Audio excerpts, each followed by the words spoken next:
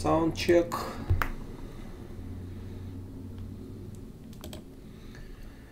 I guess sound works. Sound check. Okay, cool. Hey, come on. Okay. All right. Hello, everyone. Welcome to the Vulkan stream, or rather, welcome to the last scheduled Vulkan stream for the year. As I talked about a bit on stream last time, December and the end of year gets a bit chaotic, so I won't really have time to do scheduled streams anymore. But also, we are kind of at the end of the initial scope for the project. When I started the project, I had a scope in mind, right? Which is summarized in the GitHub README. And we basically did almost all of this, with the exception of automatic occlusion culling, which is the last sort of big thing that we want to finish. Started doing that yesterday, got to a reasonable point, and today the goal is to finish that, and then we'll see how long that takes. There's one more small thing that I thought of that should be simple to do once with the occlusion culling going. May or may not do that. Not clear how the streams, whether the streams will continue at all. Maybe there will be something like a new series next year. Maybe there won't be. Depends a bit on feedback, depends a bit on what people want to see, and what I will want to do myself. But for now, we should get back to where we were last time. There's a few to-do comments, but I want to start with, so the focus right now is to get occlusion culling running, and then once we do that, we'll see if we have time for anything else. So recap, last stream we implemented depth pyramid building, so you see that we can generate conservative, mostly conservative versions of the depth pyramid. We aren't using this right now during culling at all. The first thing I want to do before we get into that is, last stream I talked about the almost conservative part, where when we build a pyramid, if the pyramid level is like 3 by 3, the next one is 1 by 1, but we aren't averaging 9 pixels, not averaging, like reducing 9 pixels, we are only doing this for 4 pixels. There's a simple way to fix this, so I just want to fix this so that my goal is that when we implement occlusion culling, we'll have a button that sort of toggles in on and off, and I want to see no difference between on and off when occlusion culling is on and off, except for performance, right? So it would be valuable for us to make sure that we are completely conservative. The easy way to get there is to make sure that our depth pyramid is a power of 2 in size. Right now it's not. So when it is a power of 2, then everything that we have done yesterday works as is. So I want to just quickly do that. Replacing this, like ghetto swap chain width over 2 and swap chain height over 2 with something else. The first reduction that we do is from swap chain width to basically pyramid width. And the rule for all reductions is that when, for it to be conservative when we only sample 4 pixels, it should be the case that the source width over target width is less than or equal to 2. So we'll need to find the power of 2 that is greater or equal than half of the swap chain width. So I guess we can just make a function that, say, finds the previous power of 2, which is like the largest power of 2 that's less than the value. So that's pretty straightforward, right? So while this is less than v, we should do that. And that for a power of 2, it should give us the previous power of 2, and say for 1023, it should still give us 512. And then the ratio is less than 2, and then we should be conservative. So let's just plug that in here. And I will have to change all of the places where we were just dividing swap chain by 2 using that.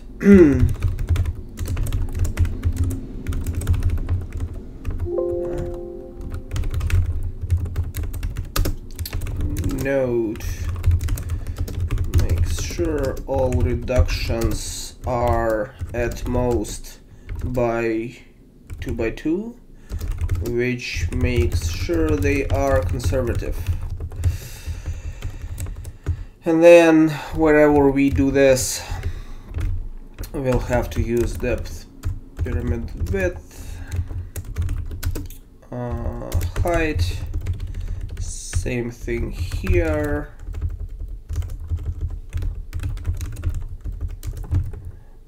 And then wherever else we do this stuff, let's just search for this. So this is main render target. Yeah, so this is the same thing.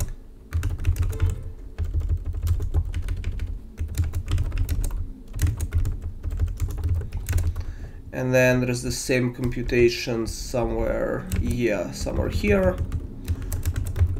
Let's do that as well.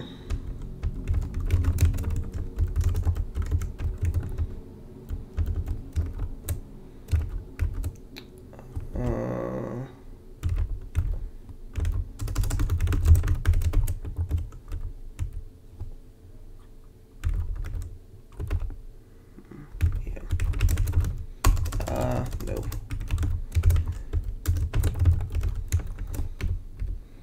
I think that's probably it.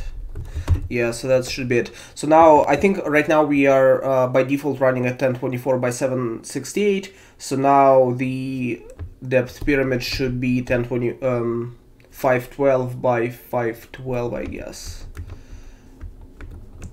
Let's see if that's right.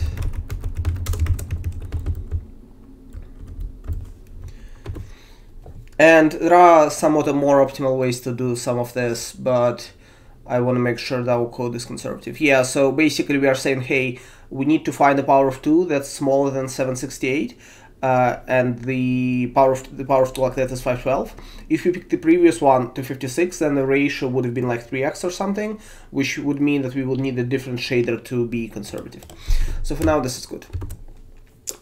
So now, the big thing that we need to do is we need to implement occlusion testing, right? So when we have an object, we want to look into the appropriate level of the structure and then ask, hey, is this object potentially occluded?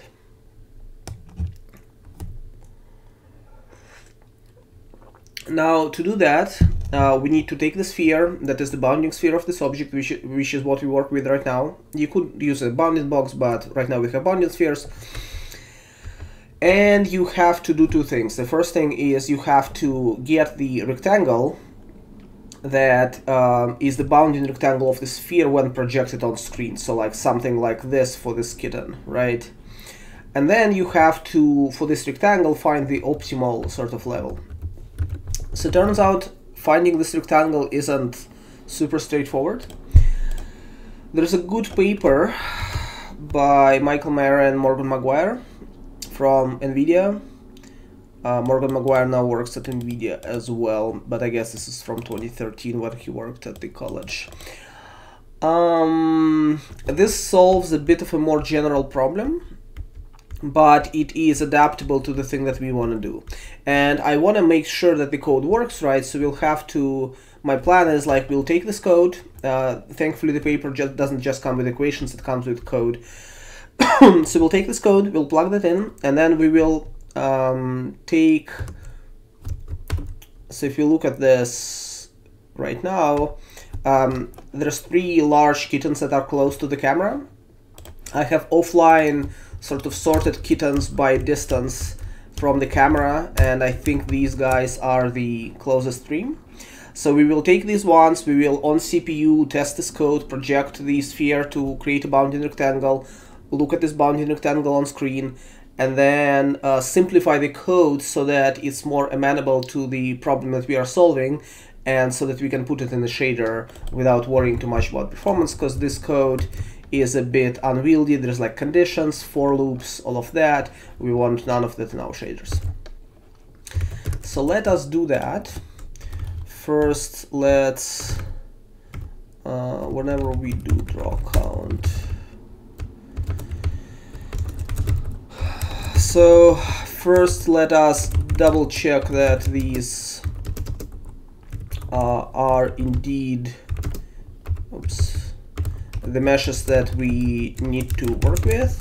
And I'm just doing this because like we don't have a way to visualize things easily, but I want to like make sure we won't have a way to debug our occlusion culling shader. So if our occlusion culling doesn't work, we'll have to like think of what could possibly have gone wrong, right? So I want to make sure that this math is solid on CPU first.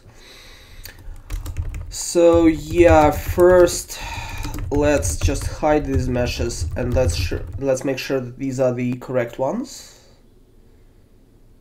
Okay, yeah, so the 3 large kittens that were closest to the camera now disappeared. Windows Defender summary. Now, what we will do is we will take this code, compile this code. I think this code uses another math library, so we'll have to change some things until they compile. And we won't actually use this code on CPU, but I want to debug this code on CPU and simplify this code on CPU.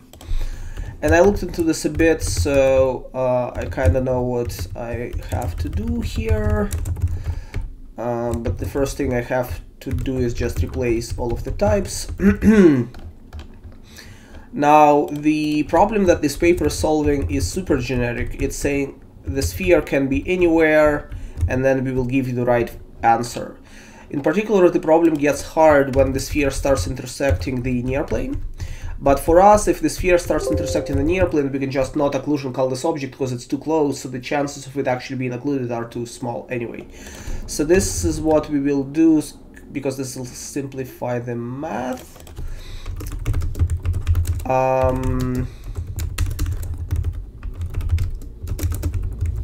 And there's something. Oh, and the other thing is this paper assumes the OpenGL, not OpenGL, like the right-handed, left-handed, like the convention where the Z values in front of the camera are negative. So we'll have to tweak this code as well a bit. So replace that. And then it returns a bounding box, a 2D bounding box, which is exactly what we need. And this should be a bounding box in clip space, so from -1 to 1 on both axes. We don't have this type, so let's just return vector 4. And this will be minimum x, minimum y, maximum x, maximum y. So let's see.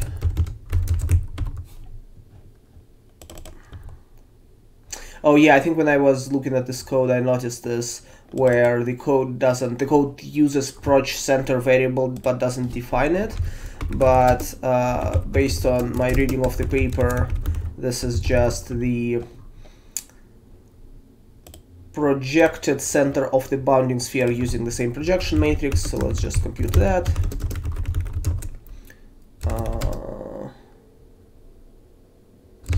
Center. Where did I add it? Right after near plane. Oops. And then I'm hoping that because we won't care about the near plane stuff, a lot of this code will go away now after we start simplifying this. But I want to like make sure it works first and then simplify it and then make sure it still works. That didn't work quite well. No swizzles. Okay, I think that's it for now. So whenever, yeah, so here I wanna, well, I mean, I could do this on every frame. So after we compute the projection matrix, our Z near right now is 1. Let's just extract it into a variable.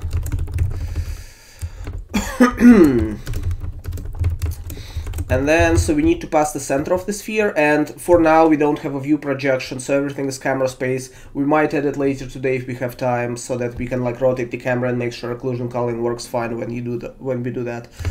But right now I want to really quickly get to just occlusion culling somehow working so that we can budget the rest of the time. So yeah, so this is camera space center, which is the same as world space center. However, this coordinate space is like weird, so I think we have to negate the center. So for now, let's do that. And then we need the radius. So the radius is the scale of the object times the radius of the sphere. Oh, and this is sort of assuming, so the correct thing I think is, hold on, I want the world space bounding sphere, which is actually position plus geometry meshes d0 mesh index dot center times d0 scale. So this is the, I think we do the same computation in the shader somewhere. This is just transforming the sphere to world space by scaling it and offsetting it. I think that's right. And then d0 scale times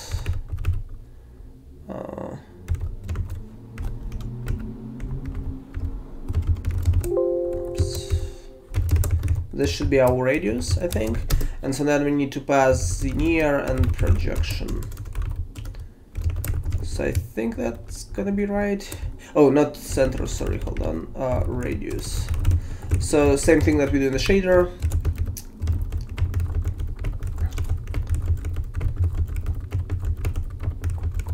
So now, I don't know if this code works. Let's check. But the thing is, it will be hard for us to... Oh, what? Okay. This paper clearly doesn't have code that compiles, but I'm hoping that it works. So, we'll probably have some numbers here. Let's see. So there are some numbers. They are sort of between -1 and 1. These numbers are outside of -1 and 1, but I think if I remove the breakpoint, so for this kitten, the sphere is far outside the bounds of the frustum, right? So it starts on the left somewhere and the bottom somewhere. So it actually makes sense for values to be outside of -1, 1. I would like to actually know that these numbers are correct, just in case. So what I want to do when I thought about what's the easiest way to do that, as you can tell, I thought a bit ahead for the stream. I thought, well, maybe the easiest way to check is this. When we fill our pyramid, let's take every pixel that we are generating and let's test it against these bounds. And if it's in bounds, we will return some constant value so that we can clearly see it as color on screen. So I need like basically to pass these three boxes to the shader to do that. So let's do that. And then in the shader,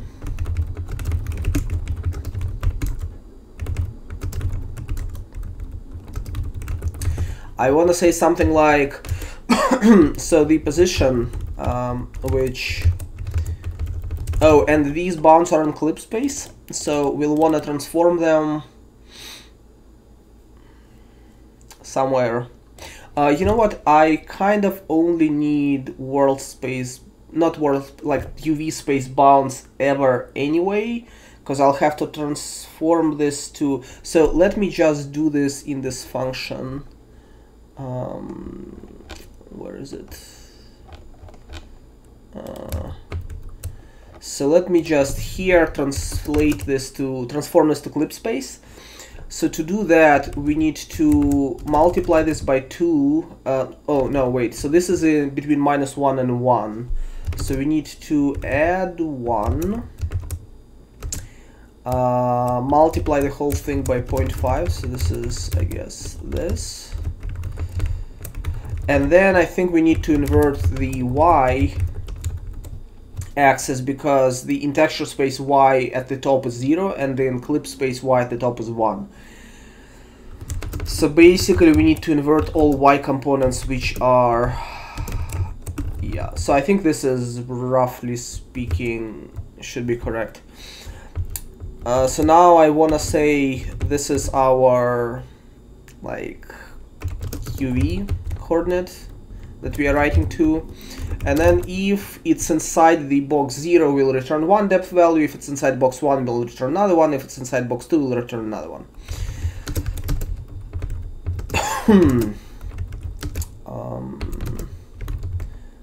Box 0, so X and Z are bounds on the X-axis, and box 0 Y, box 0 W, and Y and W are bounds on another axis because it's like min max, min max. Oh, do I have to? I think I might need to flip these as well, because I think this is bottom top, but I think I'll need to flip this. I will double check this. But yeah, the idea is, let's just say that one of these will be depth 0, one of these will be depth 0.5, and then one of these will be depth 1.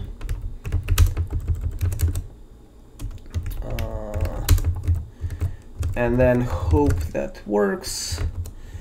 And then I just hope I will not have to spend a lot of time debugging the math here, because that might by itself take entire stream.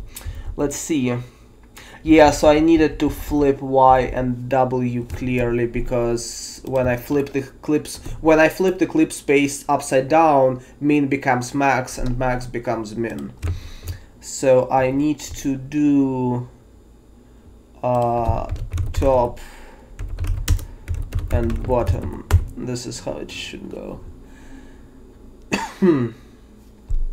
Alright, let's see.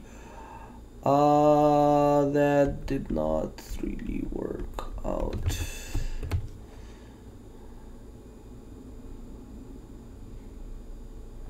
-1 minus. Oh, this is incorrect. Hold on. I need to be inverting it before the multiplication. So really it should be here. So really it should be 0.5 minus 0.5, 0.5 minus 0.5. And now there's like, okay, maybe this is correct.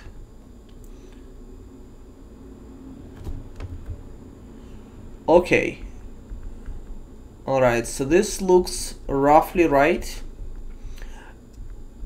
Now the bounding boxes of the spheres look kind of large, but I have a suspicion that the boxes for the kittens are kind of large.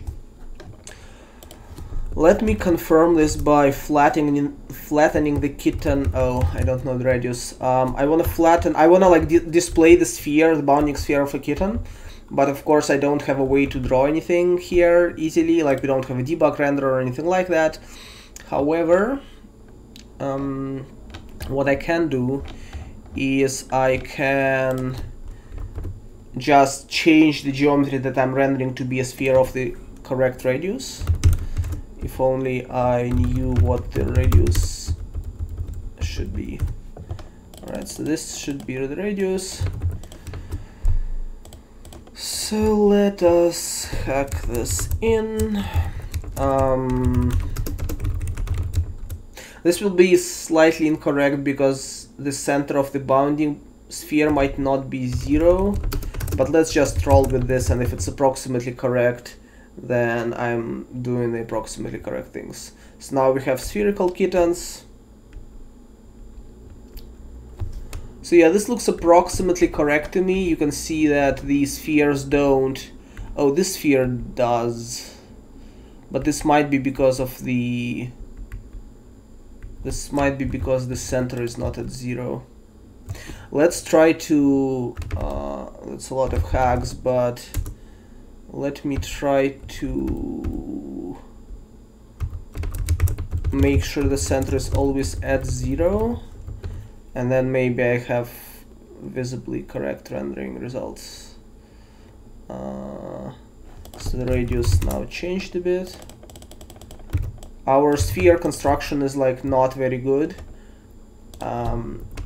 As I guess as you can see, the sphere radius is actually smaller if you pick the center at 0. which means that we should really be more optimal in how we compute the sphere. But I don't really care about this too much, it's only slightly bigger. Okay, yeah. So now this looks correct. Okay. So it looks like our computations worked. Now I want to simplify them. And for that, I guess I don't really need shader code, so let me undo the hacks.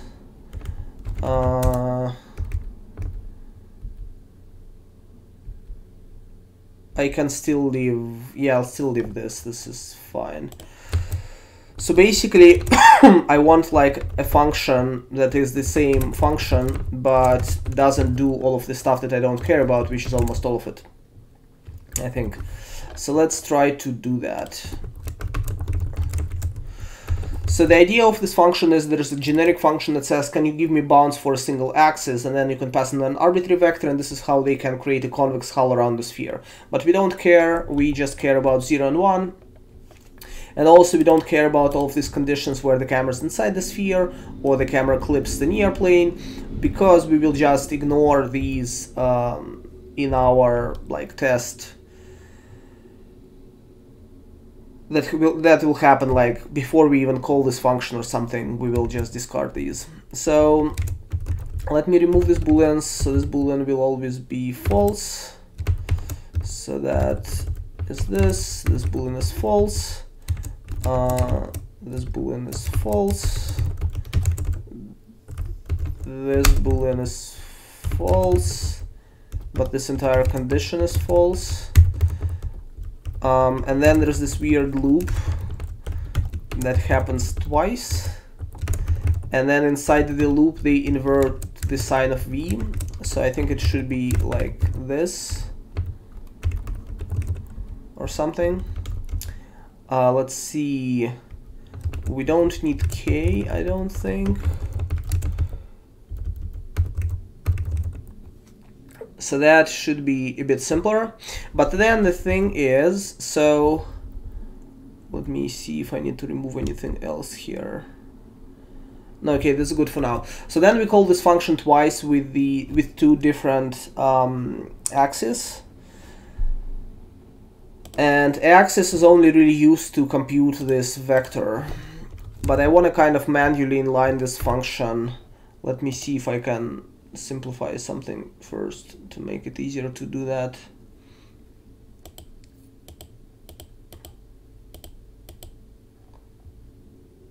Yeah, okay, I kind of will have to do this.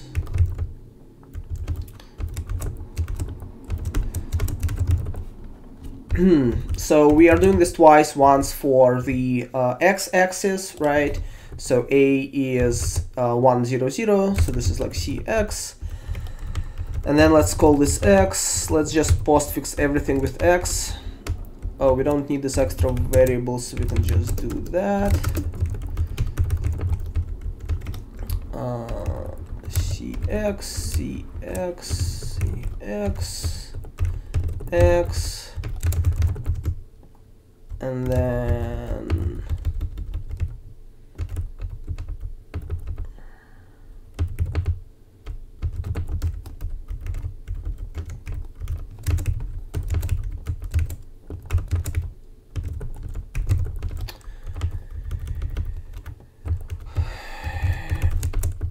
okay, and then we need to do, and here this will be basically Lx, L, which is left. So left x will be bounds x, left y will be 0, left z will be this thing, and then the right is gonna be this.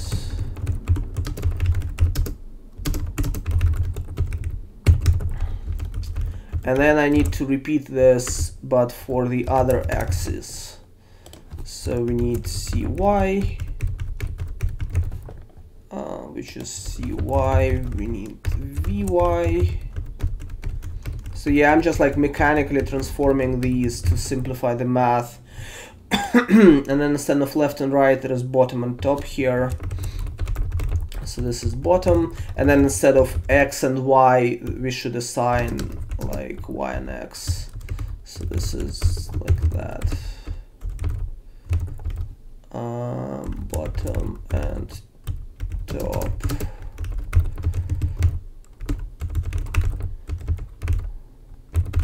All right. Hopefully that works. And then we'll deal with this in a second. Let me remove the comments because they don't help me for now. I don't think we need this anymore. Oh, we don't, right, we basically don't need this thing. So,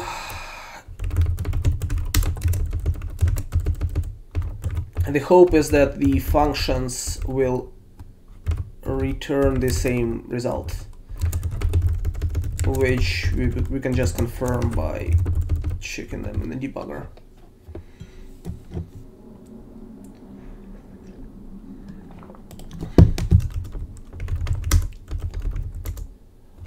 Box 1F, box 2F.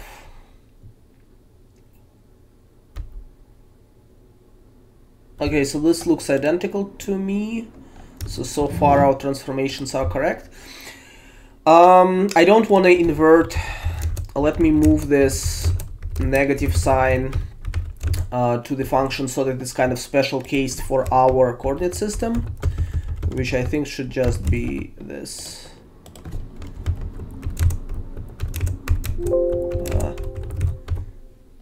Now I want to make one final tweak that should make things much simpler, which is that we know how our projection matrix looks like. If we look at this code is basically computing 4 points in view coordinate space and then projecting them using the projection matrix. The thing is, we know how our projection matrix looks. It's a symmetrical projection matrix.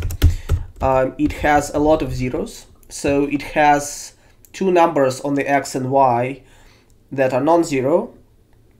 And then it puts the source z component into the w component, so that after the projection, if you were to say, hey, what happens? So this project, for example, p left.x, should in the x component, it should just take the source left component, multiply it by this value, so by p00, and then divide it by the left z, because left z will be copied to the w with this projection thingy, and that's what we are gonna use, right? So we don't really need this matrix multiplications, we just need to divide the x component by the z component.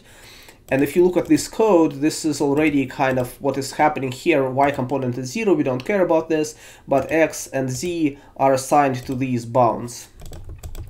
So this is good because we can leverage this. Oh, and also we don't need near z anymore. We might want to use near z to clip, but let's replace projection matrix by just two floats. And so here this will be left x divided by left z times p00, and then top y over top z p11, right x, right z p00. This can break for non-symmetric projection matrices, but the thing is, I'm not even sure if the derivation in this paper is correct for non-symmetric projection matrices. So for now, we'll just assume that we don't care. You can see non-symmetric matrices in VR, but we don't plan to use this code in VR, so it doesn't matter for now. So let's see, x over z, y over z, so this looks correct to me. And then if this works, we can simplify the math even further. Especially if this compiles. Right, yeah, we added.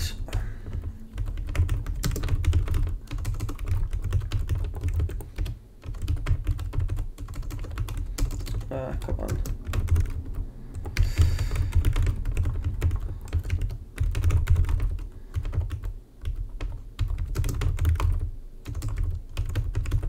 Oh, and z near actually is in another component of the projection matrix, so we could compute that from that as well.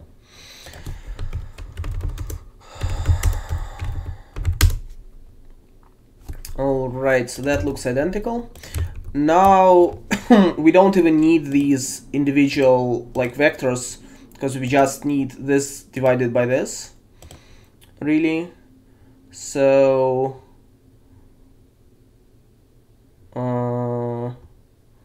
but we can still compute them here, it doesn't matter. Basically here we are saying left is the minimum, which is bounds 1, so it's kind of like vec2 min x and vec2 max x, and then we just need min x over min xy, and then here we need max x y. And then same thing here, except that here top is the minimum. I guess it's the same thing. Oh no, wait.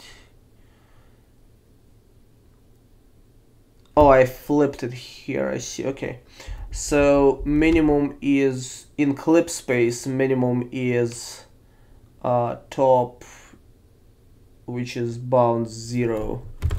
So that, we don't need this, guys.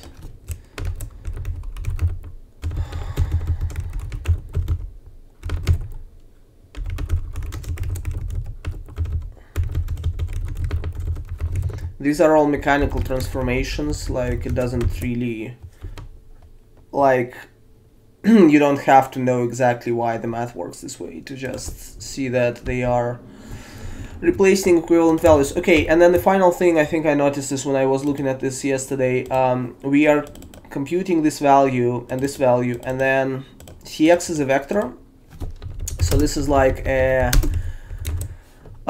matrix vector multiplication, and then we are multiplying this by the scalar, but then we are dividing x by y, so this multiplication shouldn't really matter. So I think this can be the final form of the computation, and this looks pretty straightforward. We could fold like these multiplications here, but it doesn't really matter that much. It's like P00 here and P01 here, P11 here. Yeah, so we can do this.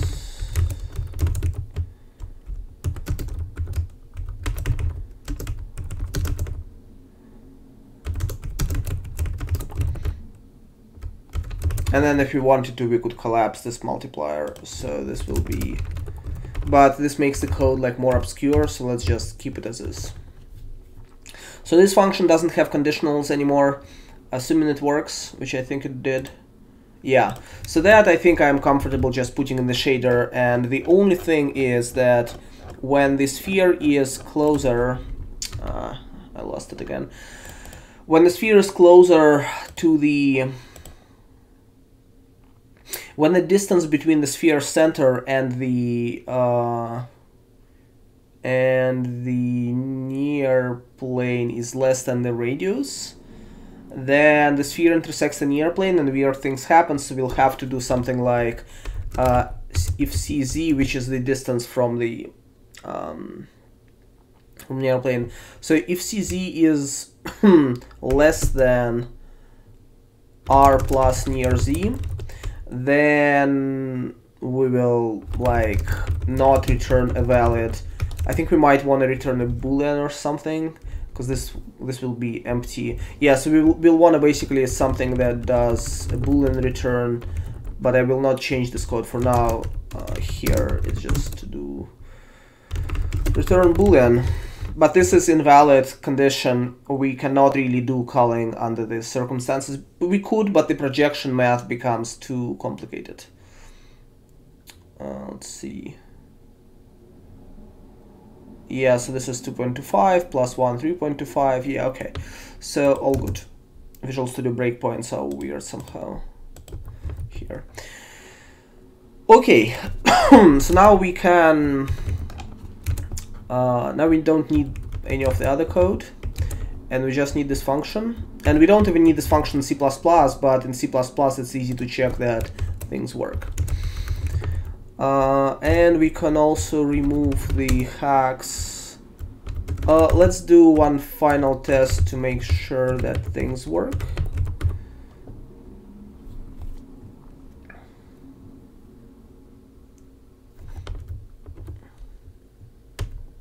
Okay, so this seems correct to me. So now we don't need all of that, and now we need to actually implement occlusion culling. So we can remove these hacks, and we will need like a second shader and a buffer, and now we'll need to start writing actually like welcome code. Let me see. Yeah. Okay. So, getting back to the thing that we have discussed on stream yesterday. So we have our depth pyramid, that's all done. We have split yesterday the render into 2 phases, but we are not rendering anything in the second phase. So the plan is there will be a buffer that contains the visibility status of all objects. We will initialize this buffer with like something, with 1 or whatever, or with 0, it doesn't matter. Then on every frame we say objects that were visible last frame, so that have a 1 in this buffer, let's render them. We'll still do frustum culling, so this is basically our existing shader, our existing culling shader, and then we'll render them. Then we'll build a depth pyramid. Then we will we'll do culling again, and our goal is to render objects that are not marked as visible in the previous frame list, but are actually visible nevertheless, right? So this clears up false positives. But also, even for objects that we did render last frame, we still will do occlusion, and all of this will run with occlusion tests. So for all of these, we will do occlusion tests, and we will, if we did render an object to this frame, then we will just record the occlusion status for the next frame, and if we didn't, we will record the occlusion status or visibility status, but also render if it's necessary. So that's the plan, and then once we have that, hopefully things will just work. And then initially I will just not compute the right level in the pyramid, I guess, so we will not do correct culling, and then we'll plug this beautiful function in, and then hopefully things just work.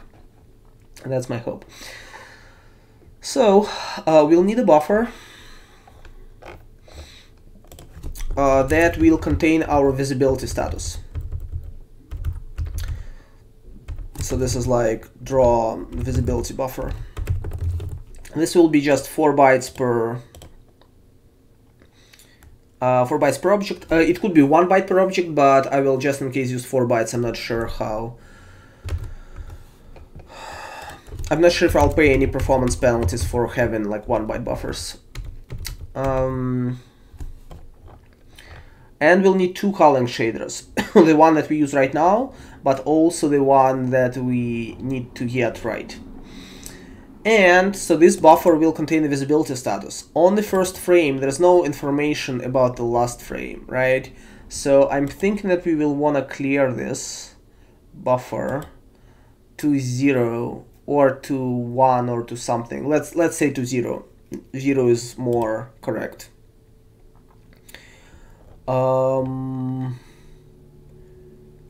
I guess I will say dvb clear this false. And then on the first frame we will say, well, if the dvb hasn't been cleared yet, then this will only happen once. We will use the function we already used, fill buffer, and then we'll probably need to do some transitions again. I think it's the same thing that happened here. So dvb buffer we used to write, and now we need shader read and write transfer, compute. Okay, yeah. So the size that we are clearing is, there will be 4 bytes per object times draw count, that is number of objects, right? And then we'll clear it with 0. So this happens once per frame, once on the first frame only. So then, when we do our first culling pass, let's just plug in this buffer somewhere, wherever the culling is happening. Culling is happening here. I will wanna let me extract this here, because I will be using the same structures to pass it to the shader. So in addition to all of the other buffers that we were passing before, we will pass the draw visibility buffer, and we will read from this buffer, and then we will only draw objects that have 1, which means that on the first frame we will draw no objects here. Let me think if I need any barriers. After this is done, I will have to start writing to the visibility buffer, but there's already barriers separated, so I think it's all good.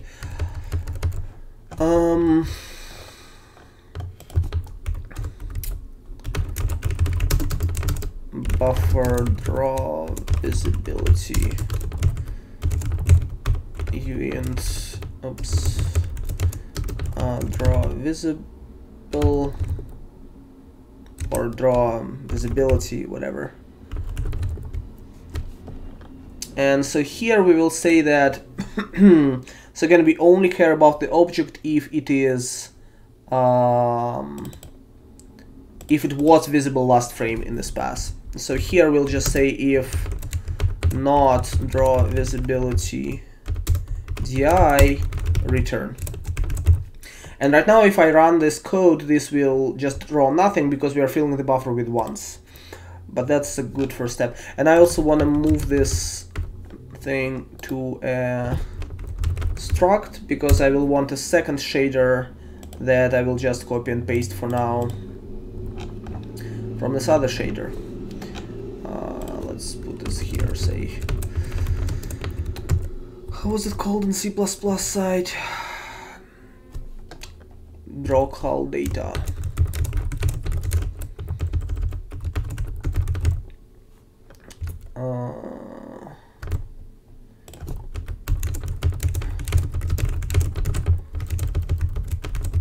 And then I'll have to fix all of the references. What is this? Okay. Draw count, call data draw count, and then call data calling enabled, call data LOD enabled, and then frustum 51. Yeah, so if the visibility is 0, so right now hopefully, alright, push constant range covering variable starting at offset 16. I think I forgot to remove, yeah. And obviously I forgot to remove this code from here. Okay, so we are rendering nothing, which is expected. Now, if our first frame fills the buffer with ones, right, not useful warning. All right, so now what we are expecting is this. In the first pass, we will fill the buffer with zeros, then we will render only objects that were visible last frame, which is none of them. And then in the late pass of the same frame, we will render objects that were not rendered in the first pass, so that were not visible last frame, but are still visible right now. Which, let me move some of these outside because I'm gonna be using them again.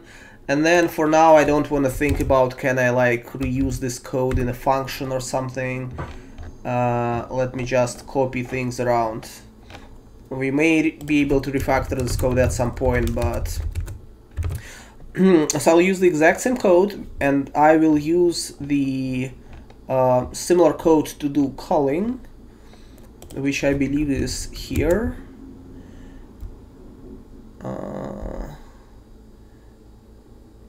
All of this render begin stuff doesn't really matter. So this will be like early cull and fill, like frustum cull and fill objects that were visible last frame, right? And then after we build the depth pyramid, we will do late cull, which will be frustum plus occlusion cull, and fill objects that were not visible last frame. And I will want a separate timer for this because now we are running two culling things. So this was 4 or 5, so this is like 6 and 7. And this code should be roughly the same, but the shader should be different. So we are like filling the buffer with 0. We might want to wait before we do so.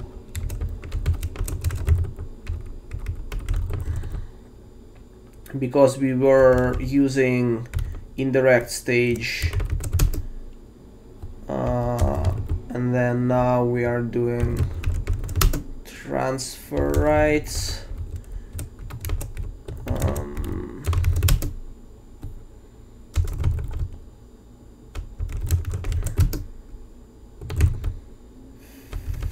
Refill, and I might want to do this in the early pass as well, just in case.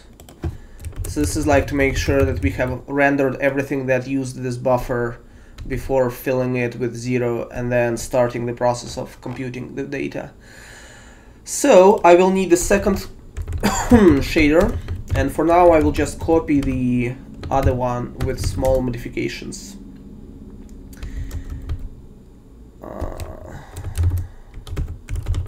So this will be draw cull late, and then I don't actually need ballot in either of them, but it's fine. No, wait, no.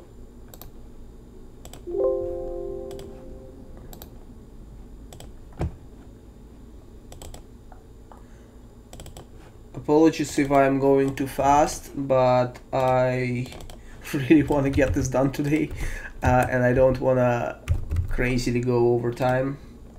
So bear with me. So this will be the late culling shader. For now, let's say that we will just say we will only render the objects that were not visible. It might be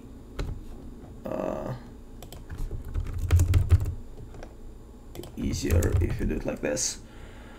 So yeah, here we will only render objects. Wait, hold on. Yeah. Wait. Hold on. No, this was correct before. Okay. And now, and here I want is not equal to 0. Yeah. So we will only process objects that were not visible last frame, which means we did not draw them in the first pass. And then we don't have occlusion culling here yet. This is coming. In theory now, in the first frame, and then in this shader, we want to update the visibility status. So this return is technically not correct. Because we want to call everything. So we want to still do culling, and then if it's visible,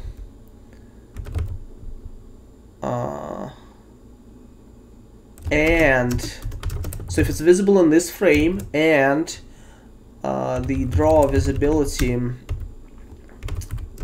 is 0, which means that if it is visible on the second thought, right, like after we do occlusion checks and stuff, but it was not visible last frame, which means we did not draw it in the early pass, then we need to do the atomic business, same code, and then we need to store the value for later. so that we can, on the second frame, we will render it in the first pass. So that's the plan. So let's see how that works for us. Oh, and it would be nice if we actually compiled and used this shader. Okay, hold on. And did I? Yeah, okay, cool. So let's compile this shader first.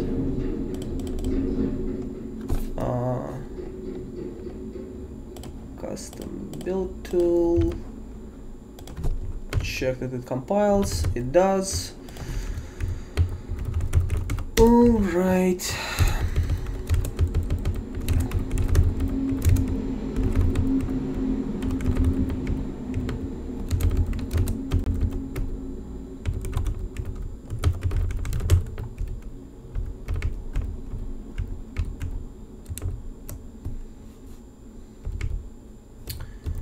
And then in the second pass, here, so this is late call, and also we could split this into this.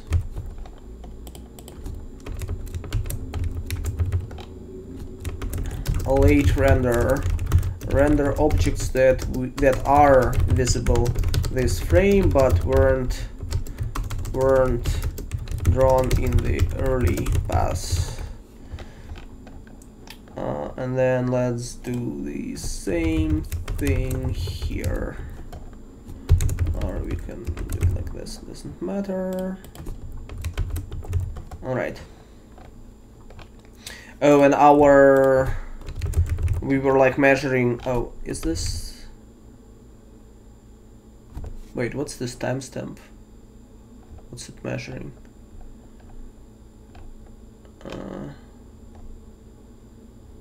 Interesting. 3, 4. Oh, this is measuring the depth pyramid. Okay, I should really do this here as well.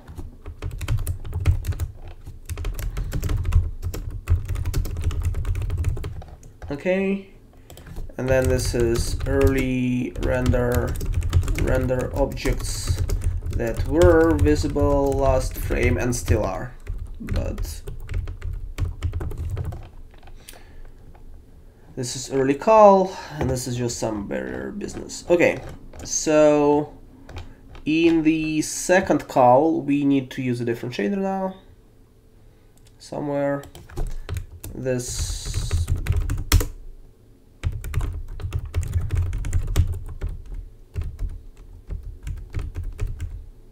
okay, let's hope that works. Okay, so it is slightly challenging to know. We forgot to destroy. Oh yeah, we forgot to destroy the shader. So it's slightly challenging to know if our code really works, because what I'm expecting to happen is on the first frame we will have drawn all of the objects in the late pass, and then on all other frames we will draw all of the objects in the early pass. But we can try to see if this is the case. So I wanna add, did I add the timers correctly in the late call pass? 6 and 7. So I want to measure the second pass culling separately.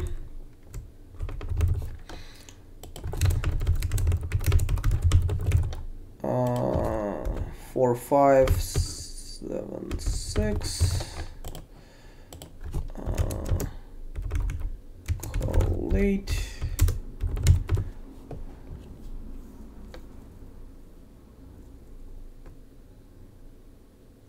Okay, this actually makes sense. So the late culling for us takes 0.15. It used to be 0.14, so it's roughly the same as it was before. The early culling is taking 0.05. This makes sense because now the early culling doesn't process the objects that were not visible last frame, which in this case there's like a lot of these objects, right? So it's substantially cheaper because it basically just has to take objects that were visible last frame, confirm their visibility status, and to write out commands into the buffer. And it's possible that we can optimize some of this code, but it's unlikely that we will do this. And then let me actually destroy the module here. and the pipelines here, and then hopefully we are now running validation free.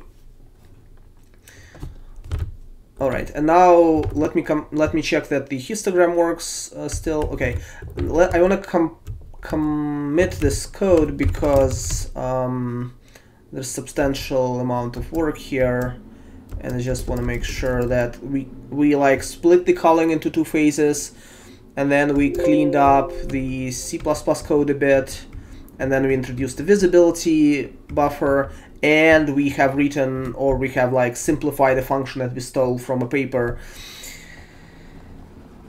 that computes the bounding rectangle for a sphere.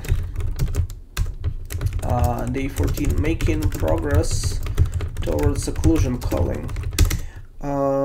We spent some time simplifying the sphere axis aligned box function that returns projected bounds, right? Implemented late stage culling and rendering without occlusion at the moment, and did minor cleanup in main source file. And yeah, okay, so now all that's left is to use the occlusion, is to use the depth pyramid in the late culling stage and hope things work. Because if things don't work, I don't know how we will debug them.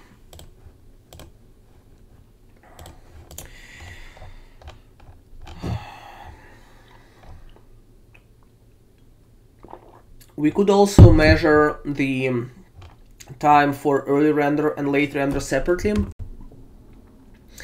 If we had a dedicated sort of GPU profiler that we didn't really get to, that would have been pretty easy, but yeah. Okay,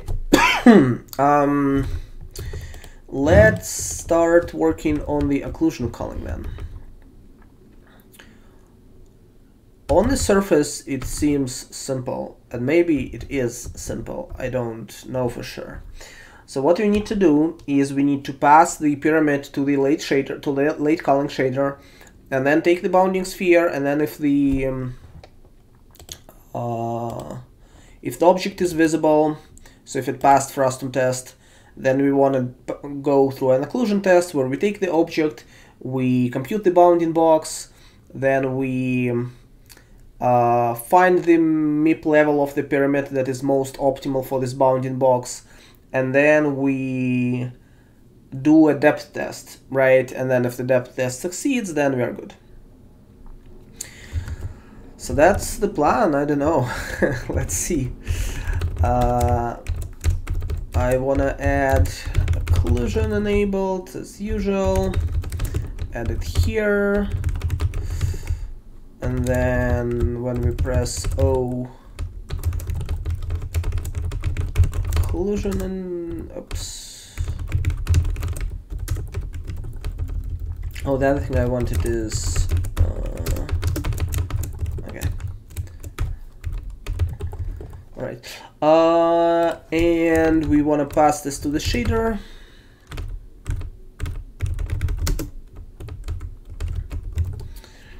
So that's done.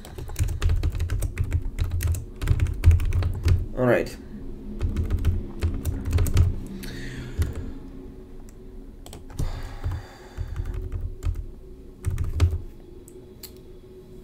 So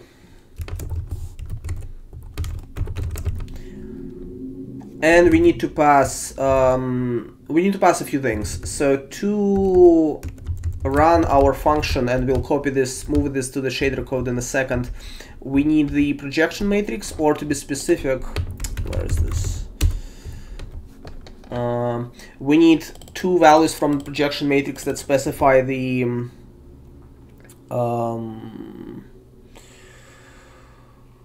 like the scaling coefficients, and we need the near plane. And we also will need the size of our pyramid, like in pixels, because we'll need to convert these values into pixels so that we can find the MIP level that when we go there, the size of the rectangle is less than 2 pixels in that MIP level, because then we can use the conservative test. So basically we will need these 3 values and then 2 more. Hopefully there's still space in this structure. There's not actually that much space. Isn't limit 128, which is 8, and then we are already using a lot here. So we basically have 4. We could pack some. Culling enabled isn't really necessary because we could just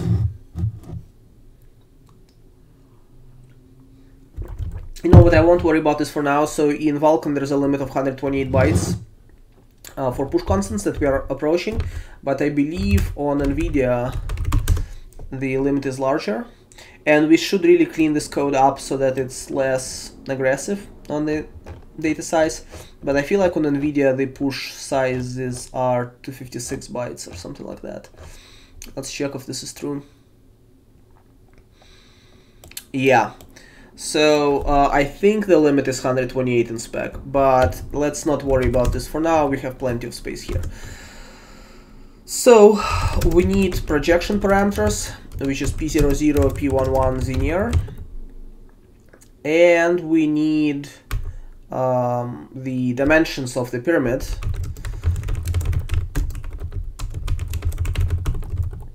And I don't know if we strictly speaking need Zenier, because we could call just based on the camera plane, but maybe we do. I don't know this for a fact. For now, let's assume we do.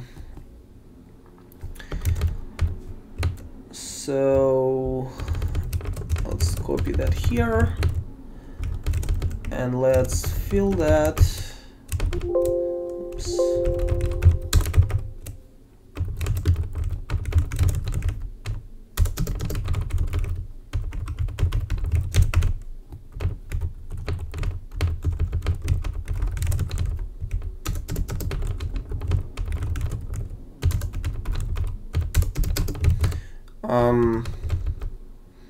It would make some sense to make a vec2 here, but I don't know how alignment would work out, so I don't want to do this for now.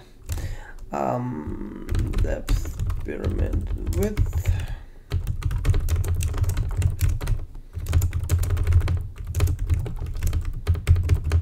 Okay, and we need to pass an image or a sampler in the same way that we were roughly in the same way.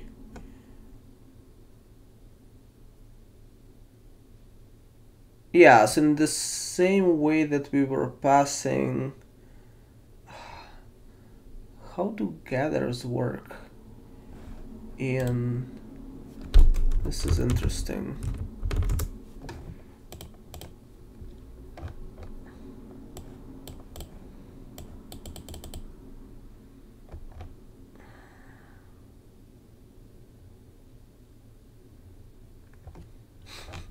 I'm starting to wonder how gather really works. Does it samples with an offsets? No, does it?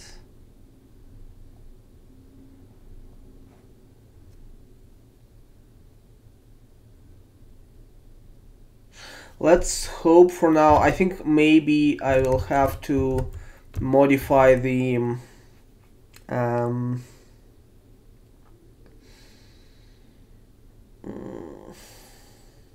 maybe I will have to modify the parameters, not the parameters, yeah, the parameters of the sampler object, but maybe I won't. Let me just ignore this for a second.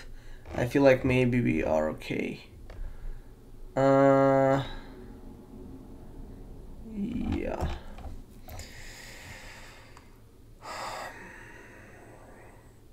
Well, let's assume we're okay for now. So where did I set up? Yeah, okay. So I need something like that to pass to our culling shader here.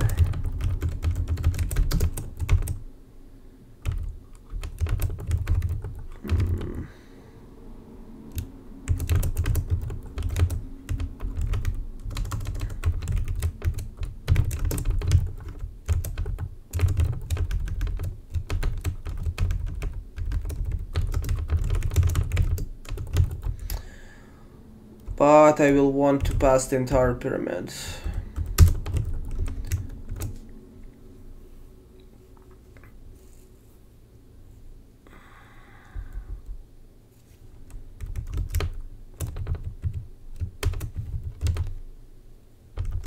So this will be the 0, 1, 2, 3, 4, 5. It's kind of like this.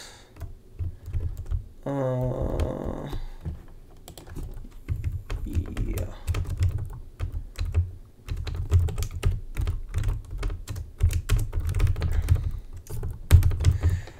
So then the idea is we take the function and then try hard to like do the math here correctly. So let's see. So the first thing I want to do is I want to change this function so that it returns a boolean.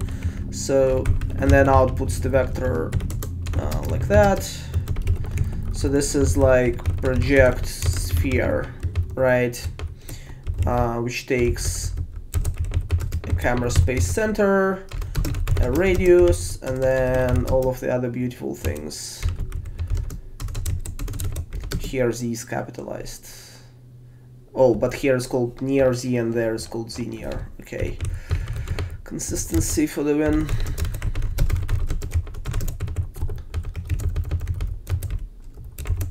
Okay, so that's gonna be our early our like edge condition, and then this. And we should really credit this paper.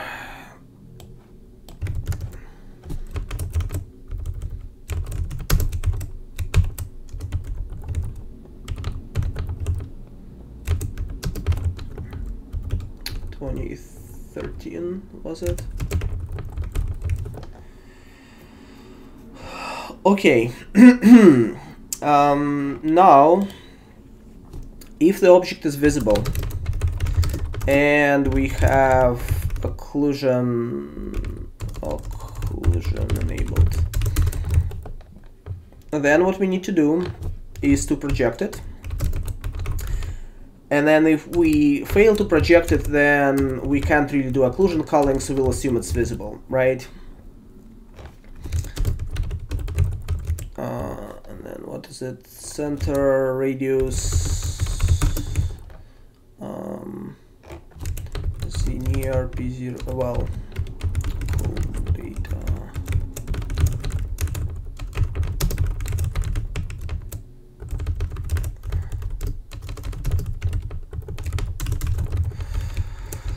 So if this worked out, then we need to sample the depth pyramid. We have a bounding box, so, and the bounding box should already be in the UV space because we did this, but let's multiply this by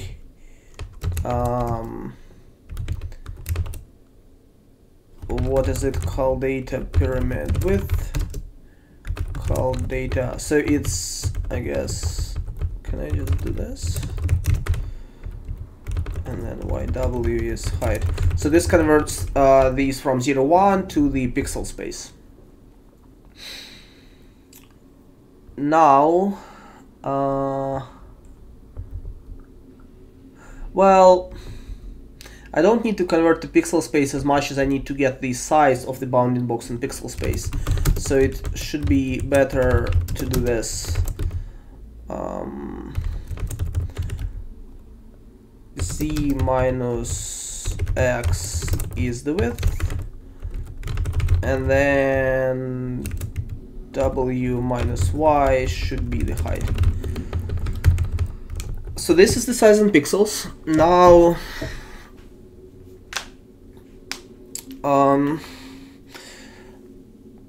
I need to find, so let's say width is 5 and then height is 1. I want to find the level where the total like rectangle fits into a 2x2 pixel radius, which means that I need to take the maximum of width and height and then take the logarithm of that, the logarithm base 2 of that, which for 5 will be like 2 point something, 2.4, let's say, I don't know, whatever it will be, over 2 log 2.32, right? So let's just do that. And then I obviously need to clamp it to, I need to take like this, the floor or something, right? Which will be 2. And then if there's a caveat there, which is if it's exactly 2, then I might overshoot, but I don't really care. And then if I, on the level 0, width is 5, height is 1. On level 1, it will be width is 2.5 and height is 0.5. And then on level 2, width should be 125 and then 0.25. So I think this is just my level. And now I need to use the function texture, let's see.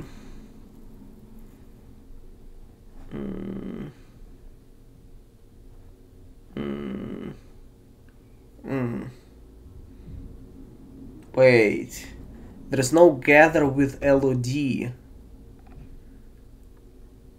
Well, that's fantastic. Seriously? There's no gather with LOD. Is that so? Just gather offset, which I don't care about. Just gather offsets, which I don't care about.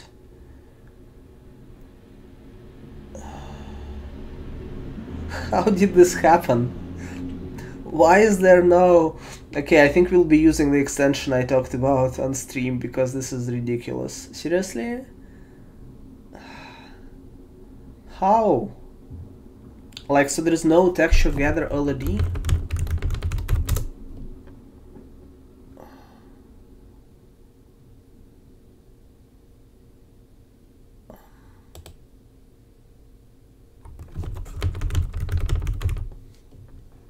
AMD extensions, I see.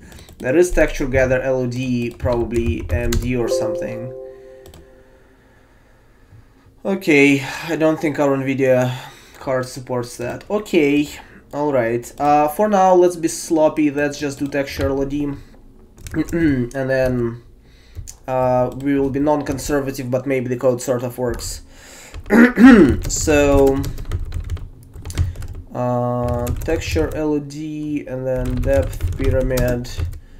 So we need the position and the LOD. The position will be, for the position we need to take the center of the bounding box. So this is ABB XY plus ABB ZW over 2, or like that, and that should be it. And this is in 0,1 space, so in theory things should work out. So this is our depth.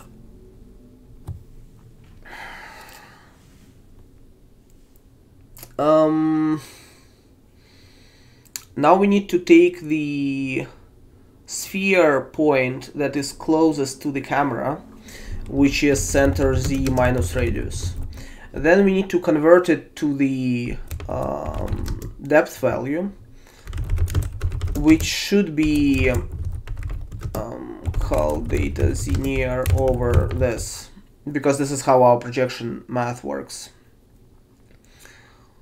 And then we need to do,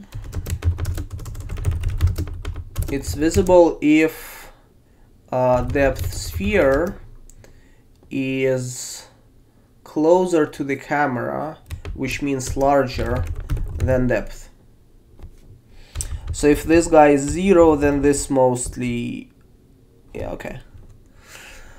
I don't know. This should roughly be the correct code. I don't know if it works.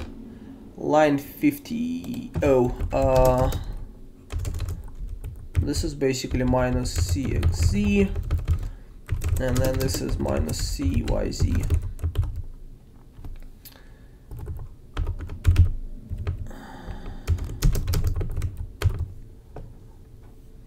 Right, I don't know if it works.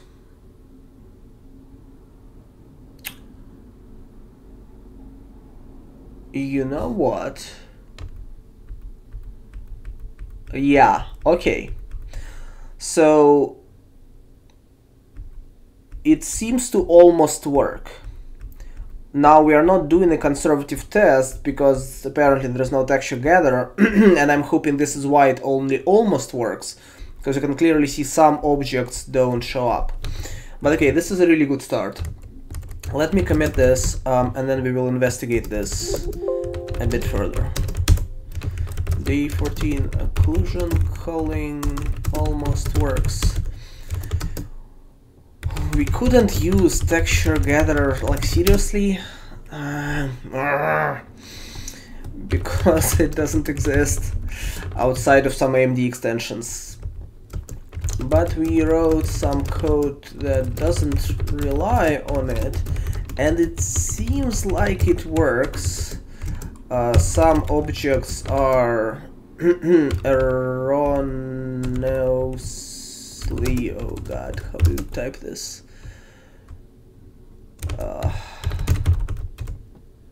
Okay, called away, but it might just be because we need to look at 4 texels, not 1. Okay, so the reason why I'm saying is it might work. So when we disable occlusion culling and enable occlusion culling, some objects disappear, right, which is not encouraging, obviously. But the good news is that the GPU time dropped substantially from like 10 milliseconds or so to like 4, right? Let us see if this actually works, or how well it works, I should say, by doing the following. So in our pixel shader, let's just output like a gray color, right? And then let us change the C++ states. I don't remember where we set them up. It's probably in shaders CPP. Let us change them to enable additive blending.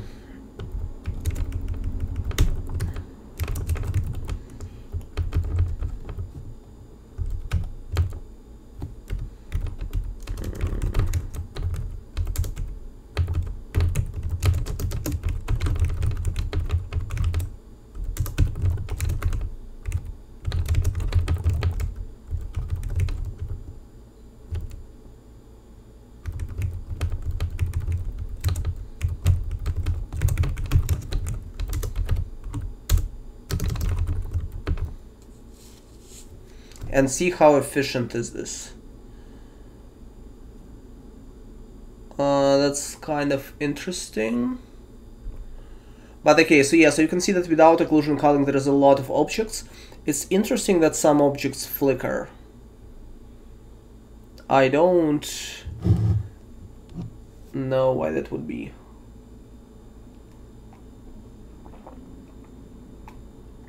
Oh, maybe because our test isn't conservative. And there could be 2 reasons. One reason is that our test isn't really conservative, and there is some weird ping-ponging between frames where an object is like invisible in one frame and then visible and then invisible and then visible. And the second reason could be we have some synchronization issues. But you can clearly see that when we enable occlusion culling, so this is like a large kitten, and this is a large kitten, and this is a large kitten. Basically all objects behind these guys disappear, and also if you look at other parts of the level, there's a lot of stuff that we are culling away. Okay, so basically our occlusion culling almost works. the problem is it is not conservative, and the second problem is it is not like this flickering. I'm not sure why that happens. How would this look with...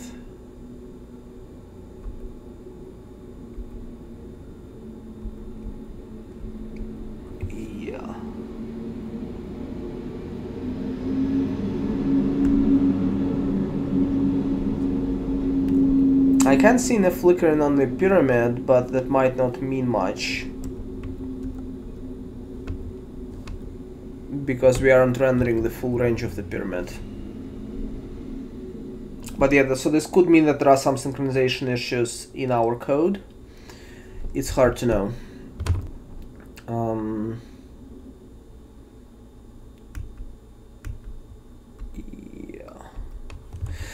Alright, so let's try to fix, assuming I know what the problem is, with the... so when I disable and enable occlusion culling, there are some objects that disappear. I'm assuming that the problem is that we are only looking at one texel, and we couldn't look at more than one texel because apparently there's no... Oh, I'm also wondering if there is some precision issue here.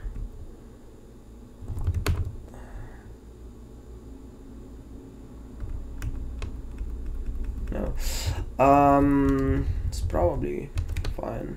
Probably it's fine. And max width and height, log to floor, sample with that value, sample the center, which should be fine, should it?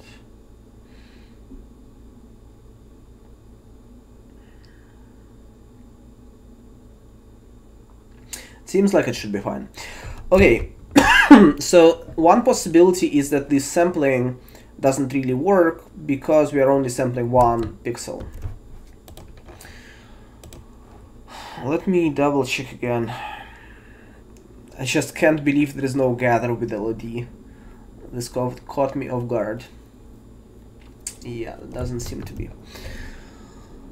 Okay, I wanted to do this anyway, so we might as well do this now. I wanted to try this anyway, but I didn't know that this would be critical to success. So there's this extension called sampler min-max or something like this. I can't really find it here, whatever. Let's find it in the spec. Sampler filter min-max. That should make it possible for us to change the sampler properties to perform filtering with min-max like function.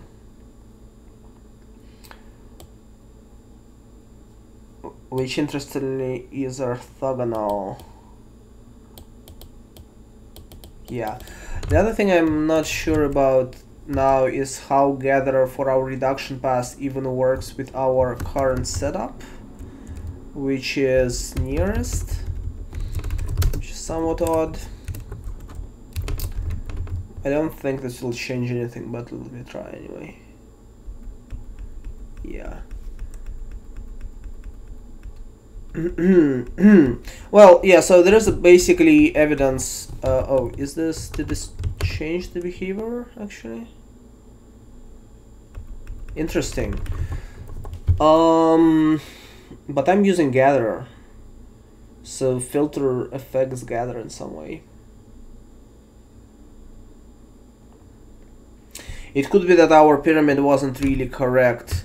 It could be that we should have been using linear and then gather works correctly. And now that pyramid maybe works correctly and conservatively, the problem, you see like around the edges of the objects, we seem to be disoccluding stuff. It could be that's because some of these objects, they look at the center, they sample the pixel on the kitten, and they don't sample the neighboring pixel, and they say, oh yeah, I'm behind, but in fact you need to look at 4. So maybe, okay, so maybe this makes more sense for gather to work, but regardless, so basically we need to be using this extension. Unfortunately, I don't even know if this extension is like available on Intel or whatever. Let's try to find that out. But I was hoping that this extension wouldn't be critical, but it looks like it might be critical. Intel Linux drivers supported and Intel Windows drivers supported. Okay, so then maybe this is fine because basically all desktop vendors seem to support it. Oh, except for AMD, which doesn't support it on Windows, I don't think. It's kind of the loss. We are accumulating the extensions that just aren't supported on AMD. So that's unfortunate. But anyway, okay, so I don't know how this extension works, but let's figure it out.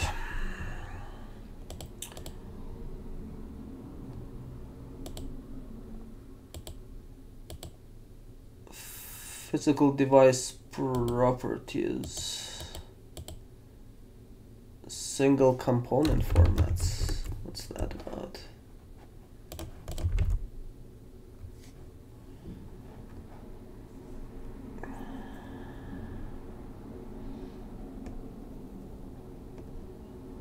Okay, so basically, if this is true, then we can use this. And if this is false, then we are doomed. And then I'm guessing that this is chained for sampler create info.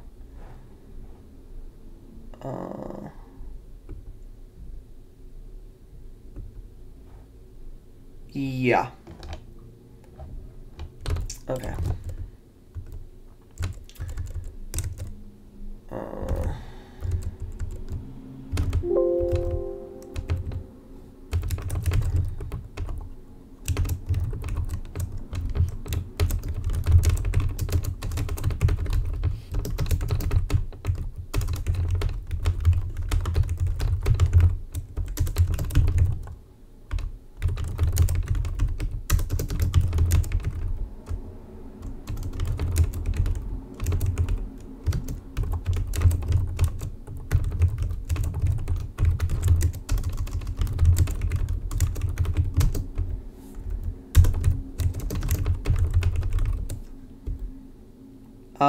And we need reduction mode min.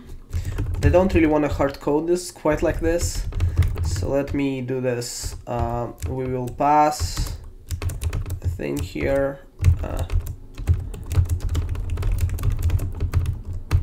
and then if reduction mode is not this, which is the default presumably, then we'll attempt to use this extension and see what happens. I don't know if this will work. Like, there is no reason for this to not work, but also there's no reason for this to work. Oh, hold on.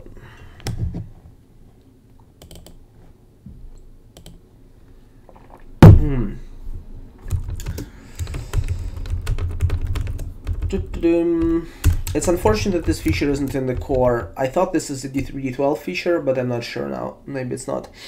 So we need min sampler so that the sampler automatically does the minimum depth, computes the minimum depth value, which is the farthest one. And then if the sphere is still behind the farthest one, we are golden. And then in our reduction, we now need to adjust. We don't need gatherer. We just need texture sampler. Sample, and yeah, sampler is set up to do min reduction. Sampler. I don't know if this works. Let's see.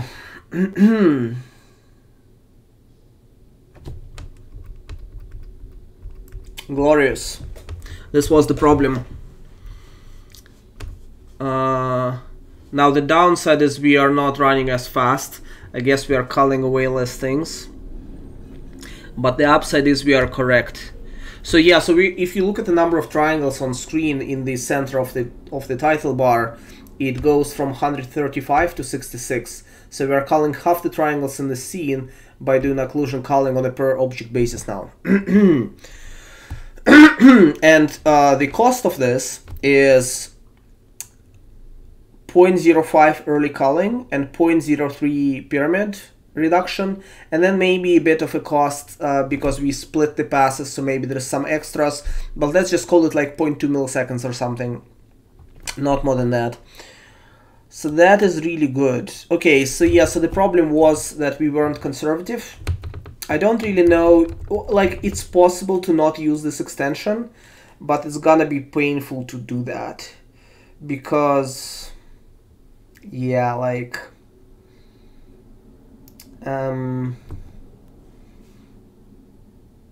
can sample. What I could do is I could take these positions, offset them manually by like half a pixel or something, maybe enable nearest filtering so that I actually land on different pixels, sample them manually like that. I could do that, but I really don't want to.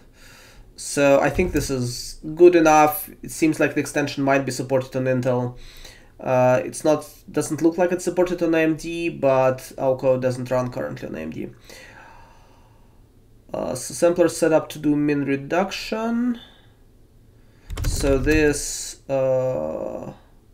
computes the minimum depth of a 2x2 pixel quad. And let's leave the exact same comment here. And we have occlusion culling.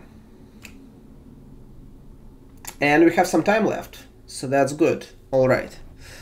So this is promising.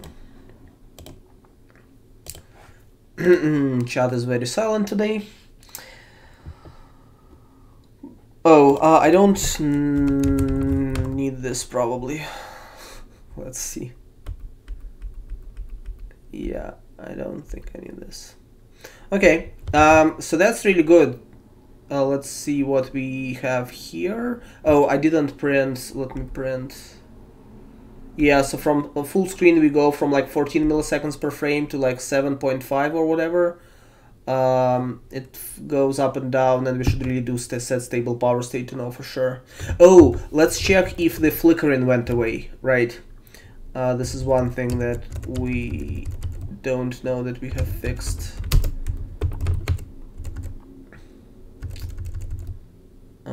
It could be that the flickering is still there, which would mean that there is a synchronization bug somewhere. But I'm hoping that it was just ping-ponging. Yeah, no. Okay. So the good news is occlusion culling works, seemingly. The bad news is something is wrong, right? Because we flicker.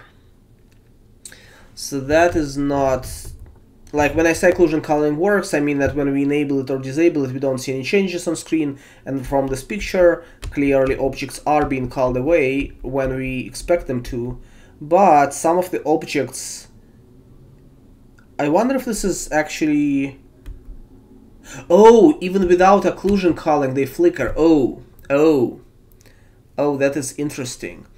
Even without occlusion culling they flicker. I wonder if they flickered all this time and we just never noticed. That definitely is a possibility, right? So let me submit the code that makes occlusion culling work by using a new extension.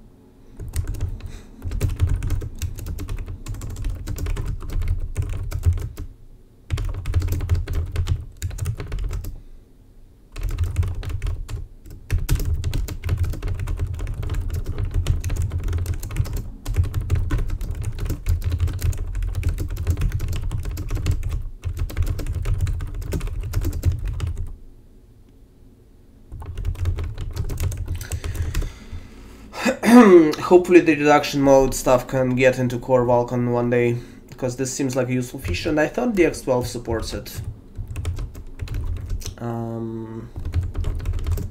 Let's check this.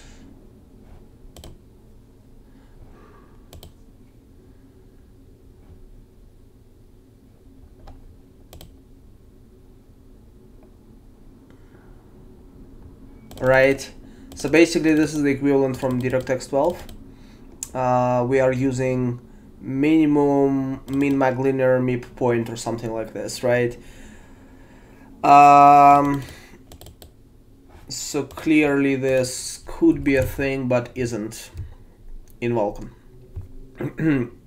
in Core. Alright, so that is cool. Now there's a problem where things flicker, and we don't know why. Do I want to solve this problem now, or do I want to do one thing that I wanted to? Let me try one thing really quickly, because I thought of a neat other use for the sphere projection that we already have code for that seems to work. And I just want to kind of know if it works, because if it works, that would be cool, right? And if it doesn't help too much, then, you know, whatever. And we kind of need to investigate. It will be really hard to investigate why the flickering happens, but maybe we can. My best guess right now is that it's either it's like some synchronization issue in the shaders or some bug of some sort. I don't really know. Oh, let me just confirm, actually, hold on. So restore that, we should see flickering. So let's see, we disable occlusion culling, flickering still happens. We disable frustum culling, flickering still happens, but things are very slow. We disable LOD, flickering still happens. So basically with all our flags disabled, flickering still happens, which suggests that there's a problem either in the path split that we did or in something else along these lines. So one more quick test. Let's just disable all of the culling stuff, two-phase thing. Our late shader will just do nothing, and our early shader will not do visibility checks for the previous frame. Still flickers. So yeah, so this means that there is some fundamental problem in either synchronization or in these atomics or something that causes this to not work, which is interesting.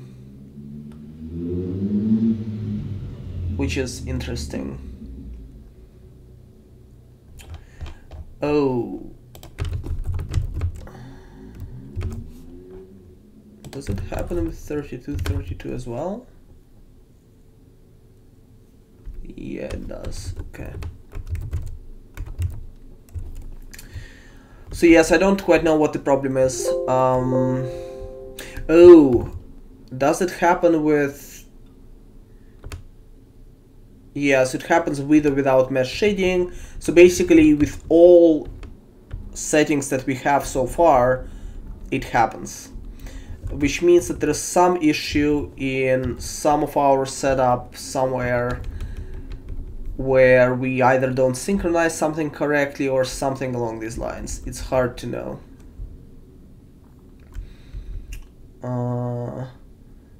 Like the easiest possible answer would be that we aren't waiting for the shader, for the compute shader to finish processing the work before starting to read this data. But we do seem to be using a better for this. Not quite sure what the problem is. Unfortunately, it's gonna be hard to find out why. I don't have another GPU that I can test this code on. I do not have an AMD GPU. I do have an Intel GPU. However, I discovered that on Intel there's some problem with drawing direct that I don't think it's the same problem that we are hitting here. I mean, it could be the same. It could be that we have a bug that just manifests in weird ways on Intel. But if I go way back to the stream where we just did drawing direct without any GPU culling, it doesn't work correctly on Intel, which makes me suspect there is some issue there. And yeah, it would be, yeah, it's gonna be hard to find out what the problem is. But okay, so ignoring this problem for a second, let me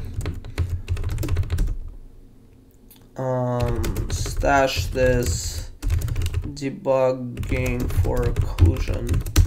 Our occlusion works, but our culling, our general pipeline seems to have an issue with synchronization or something like that. It could be an issue on our side, could be an issue on the driver side, really hard to know. Could be an issue with this guy where we aren't, I think we are doing things correctly here, but it is very hard to know. It is very hard to know.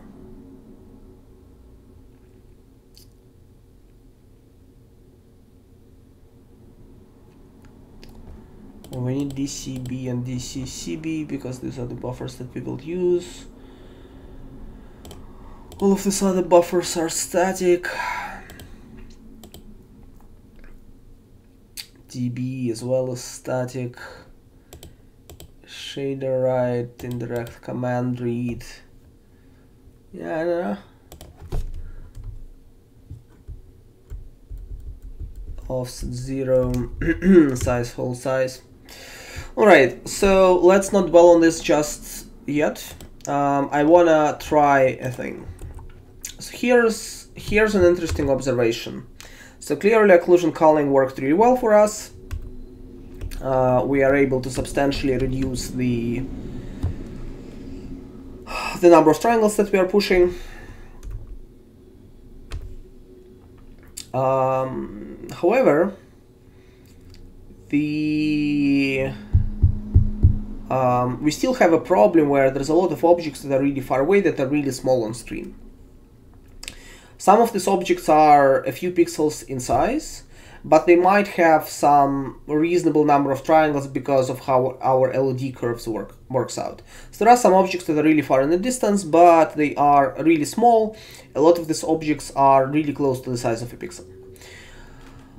When we run our task shader, for each task we process, like for each task thread, we process a meshlet. And right now we do culling that says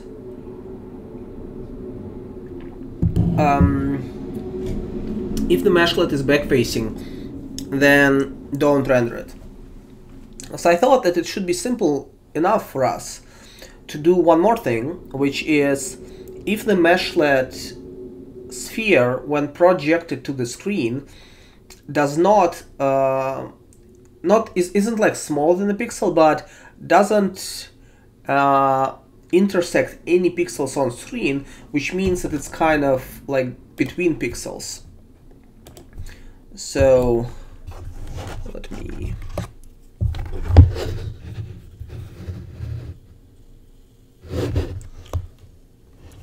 so we have a pixel grid, right? And the pixels at this scale are kind of large, and there's a pixel center. If an object doesn't, if a triangle doesn't intersect the pixel center, a triangle isn't rasterized. So it could very well be the case that there is a meshlet here that has a bounding sphere and a bunch of triangles that just doesn't intersect any pixel centers. And since we already have a function that computes bounds, it should be pretty straightforward for us to just not render these. So I want to try and do that because it seems like it should be a few lines of code, and maybe it just works. And then if it just works, then we have another useful optimization that works with the mesh shading pipeline. So to do that, I will need to modify the task shader. I will have to pass extra data to the task shader, which is the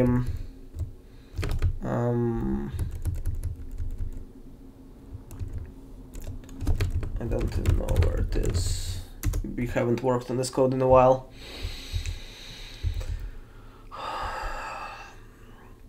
Yeah, so that stuff. So we're doing culling, but could do one more thing.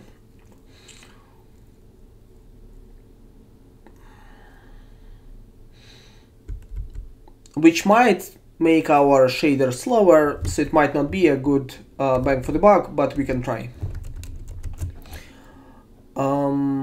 Where is my global buffer? Oh, there's no... It's not used here, I suppose. Let's make it used. Okay.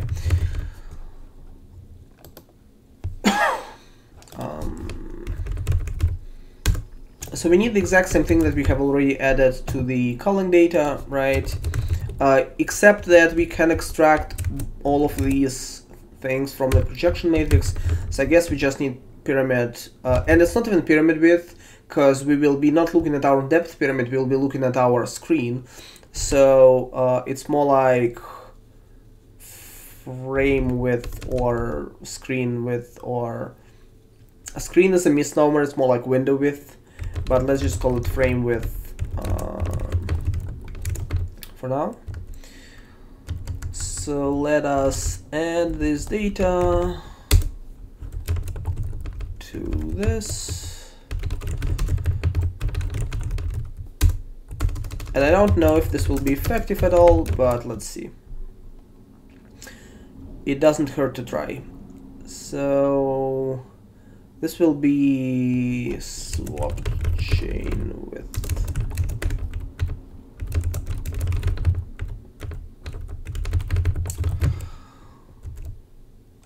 All right. Now we need this function from the shader. If this works, we'll move this in some central place. But maybe this is not useful, like maybe it doesn't really call anything, so maybe it doesn't matter. Now,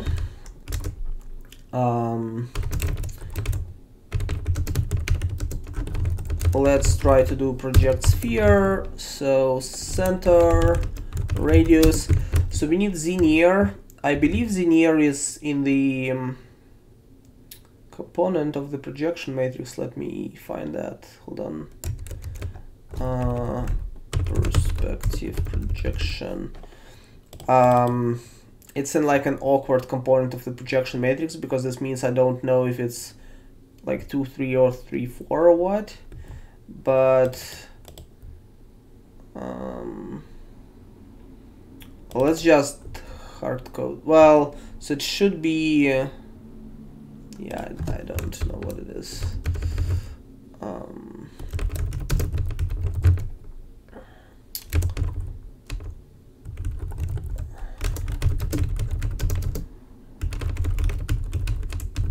So it's either like 2, 3 or 3, 2, but I don't know which one.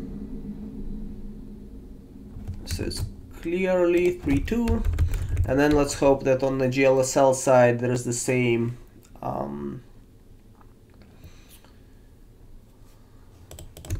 same ordering.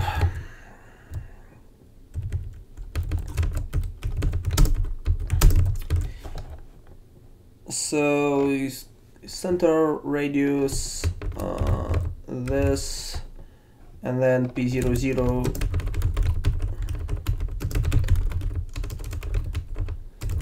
P01. So if we can project, then we will convert the bounding box to the pixel space.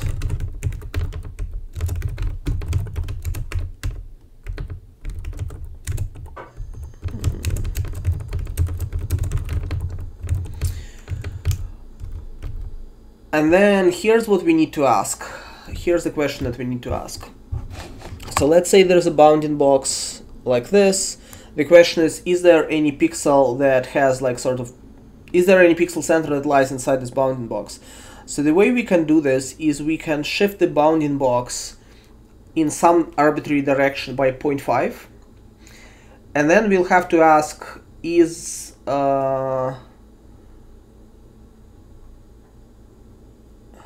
not work like this.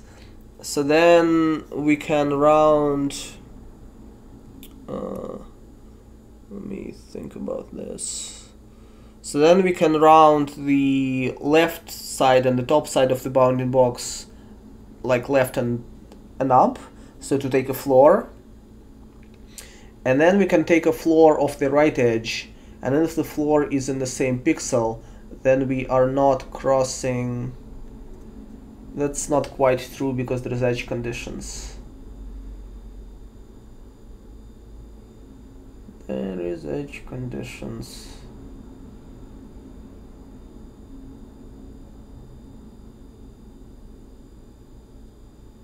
Well, I mean, let's just do this the dumb way. So let's just say that there's like min x, which is floor ABBX, and there is min y, which is floor ABBY. And then there's like two possibilities. One is that ABBZ is less than min x plus 0.5, which will automatically mean that the entire thing is like to the left of the pixel center on the x-axis. And, or maybe or is fine. ABB W is less than min y plus 0.5. Or the other possibility is that both, like all of the entire bounding box is to the right of the 0.5, but then it should be to the left of the. So let's just do this the dumb way. So alternatively, there must be a like cleaner way to write this code, but for now let's just do this. So then if, let me actually split this like this. So this means entire bounding box is, there's still the edge condition where min is the same as ABB.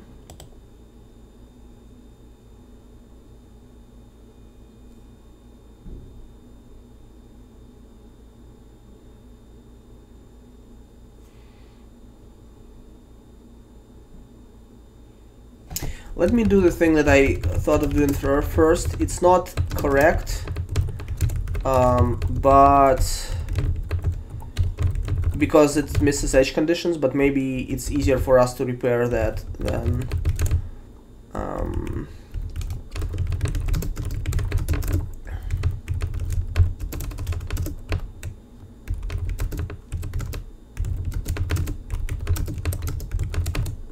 so I think this is how it should work, but I'm not sure. Oh, global projection. Screen width, no field in the structure. Oh, right.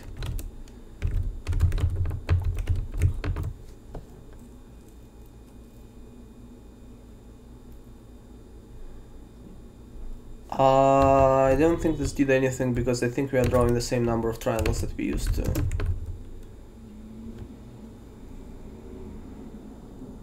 Yeah, we are drawing like 66.1. Does this work in general?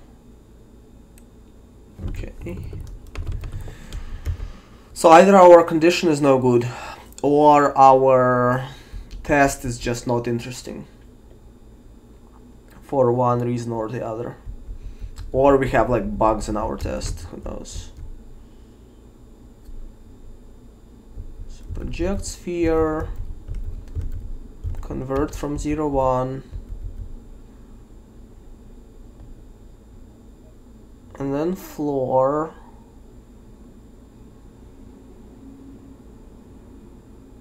and then if either of these is the same,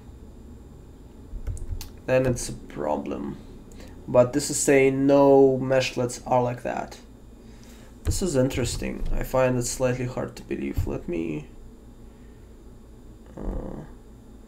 So if I disable culling, we have 2.7 billion triangles that we are drawing per frame. And without this,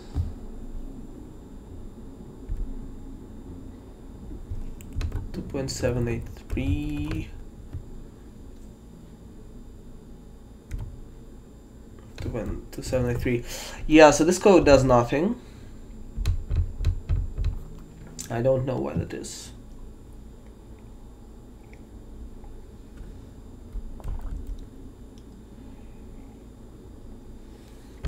Like hypothetically, if this was 100 by 100 instead.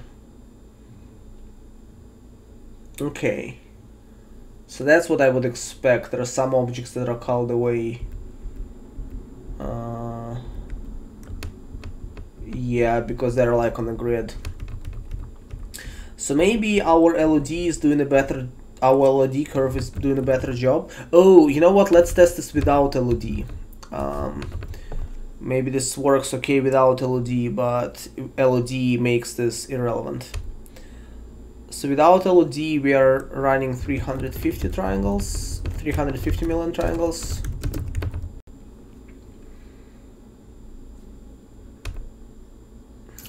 .354.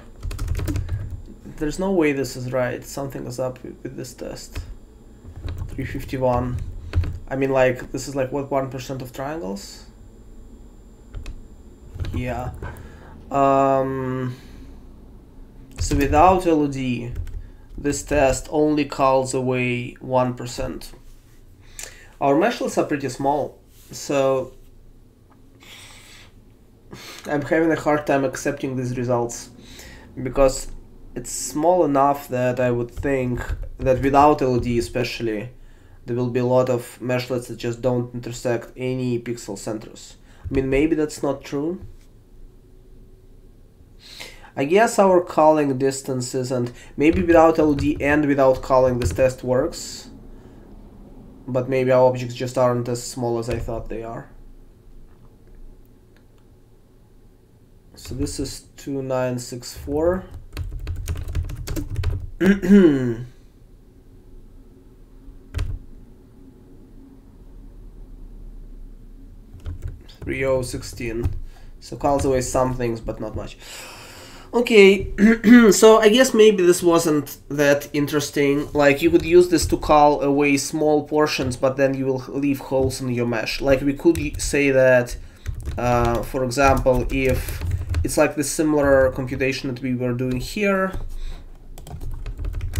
right? And we could say that if the meshlet is too small, then we don't care, but then we'll have holes in our rendering.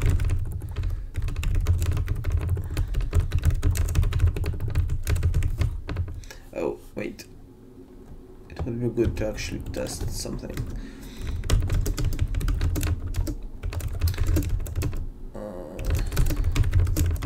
Let's say, right, that if something is 1 by 1 triangle, then we don't care. So this calls away some triangles, but not that many. And then we could say that if something is less than 2 by 2, then we don't care about this because it's just a single pixel. But then I think the problem might be, I guess this works still. Interesting. Okay.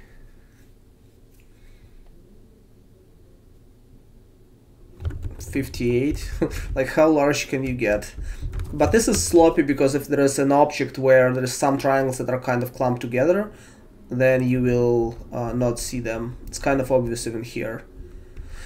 Okay, so this test in general works, but on this content, this test results aren't very interesting to warrant like the extra cost that we pay here. Okay, all right. So this idea didn't work, but it was worth it to try it. Okay. Alright, so then basically we are done, except that there is this culling flickering issue that I don't know if we can find reasonably well, because the bug could be anywhere in our code or in driver code, or who knows. which is unfortunate. It would be nice to have a confirmation from some other vendor, but this code doesn't run right now on any other vendor. It would be possible to make it run on AMD, but I don't have an AMD GPU. And on Intel, I think there's some driver issues that I'm hitting. So I can spend some time trying to figure that out. Let's see if chat has any questions that I maybe can answer. Maybe it flickers because the objects are drawn in a different order every frame, and some of them are rejected by the Z buffer. Yeah, so see, it is definitely possible that objects are drawn in a different order every frame, because we are doing this compute shader that just does the atomic add to draw command count, and then, you know, and then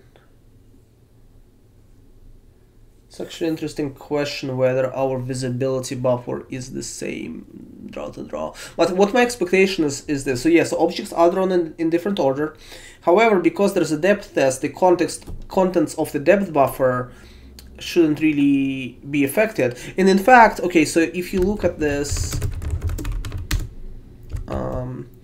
even before we did occlusion culling, even if we do no culling at all, then it still flickers, right? And it flickers like the entire object disappears. It's kind of interesting, unless I'm imagining it. Like, the other problem is our scene is so random that it's hard to actually know what exactly is going on, right? Let's make a non-random scene. Okay, so instead of doing random scale and stuff, let's say this. So we are drawing 1,000,000 objects. This is like 100 by 100 by 100. So instead of doing what we are doing right now, we will say that it will just be a grid. So we will fix the scale at basically, this was 1.5 roughly speaking, so this is like, let's say 3. Let's just disable rotation.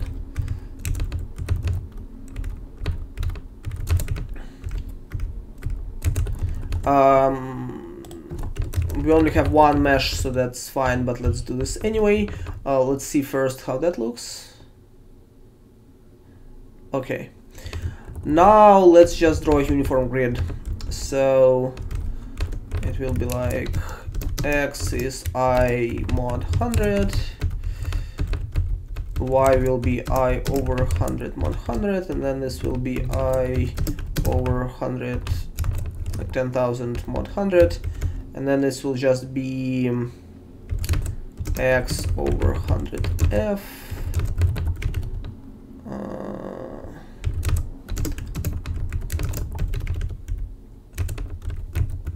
So let's just draw a uniform grid. And let's see what's happening. Oh wow. Whoa, what? This is trippy. Hold on. Where was this? Fragment shader.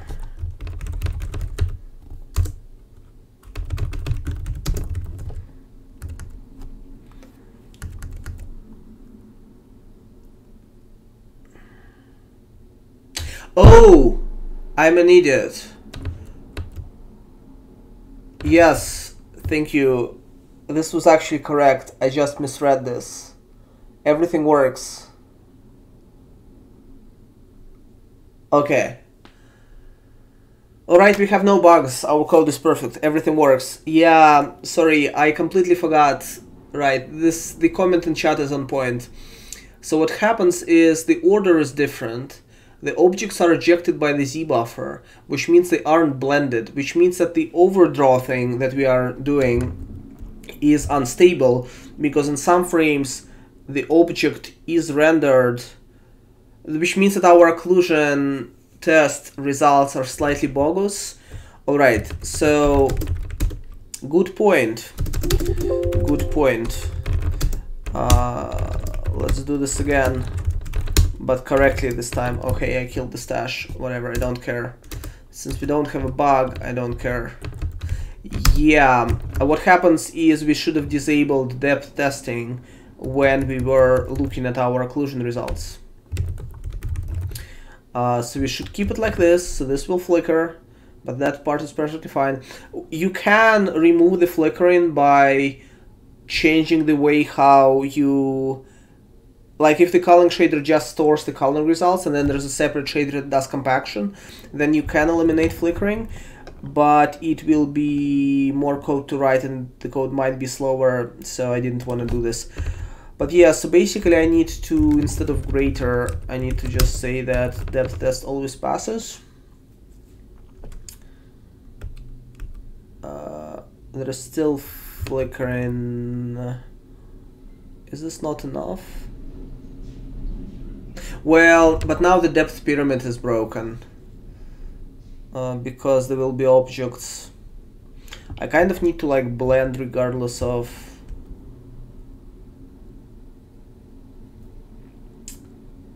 Yeah.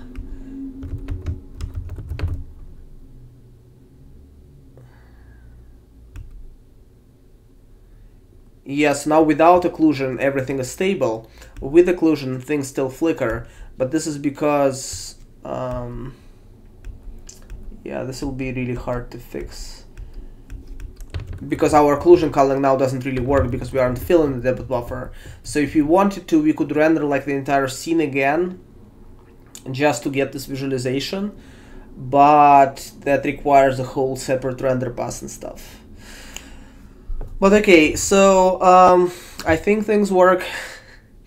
You know, it's hard to honestly evaluate the impact that occlusion makes from just looking at this, because right now some objects are not occlusion called, they're still rendered, and we can't like disable depth test because we needed to actually produce a good depth buffer. So that's slightly unfortunate.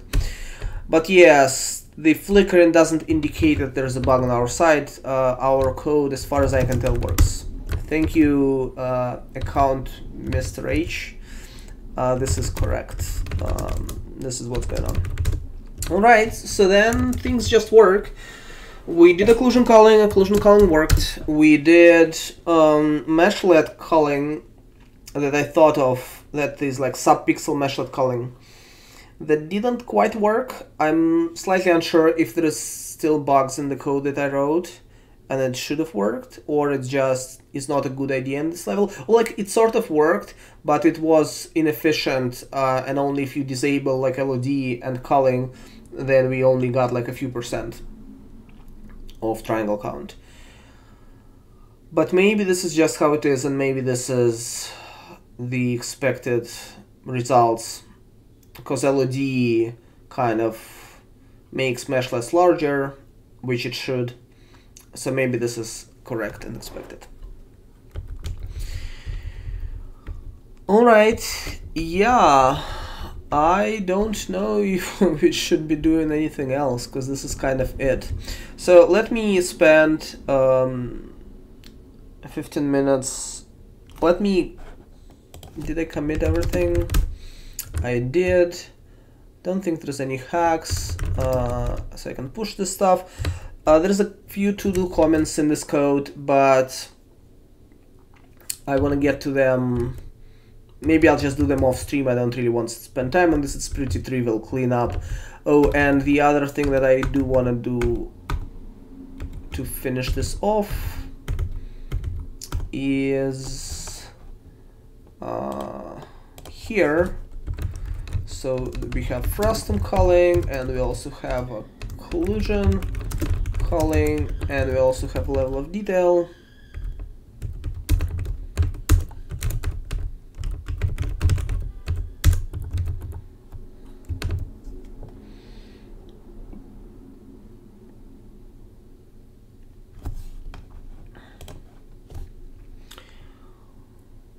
So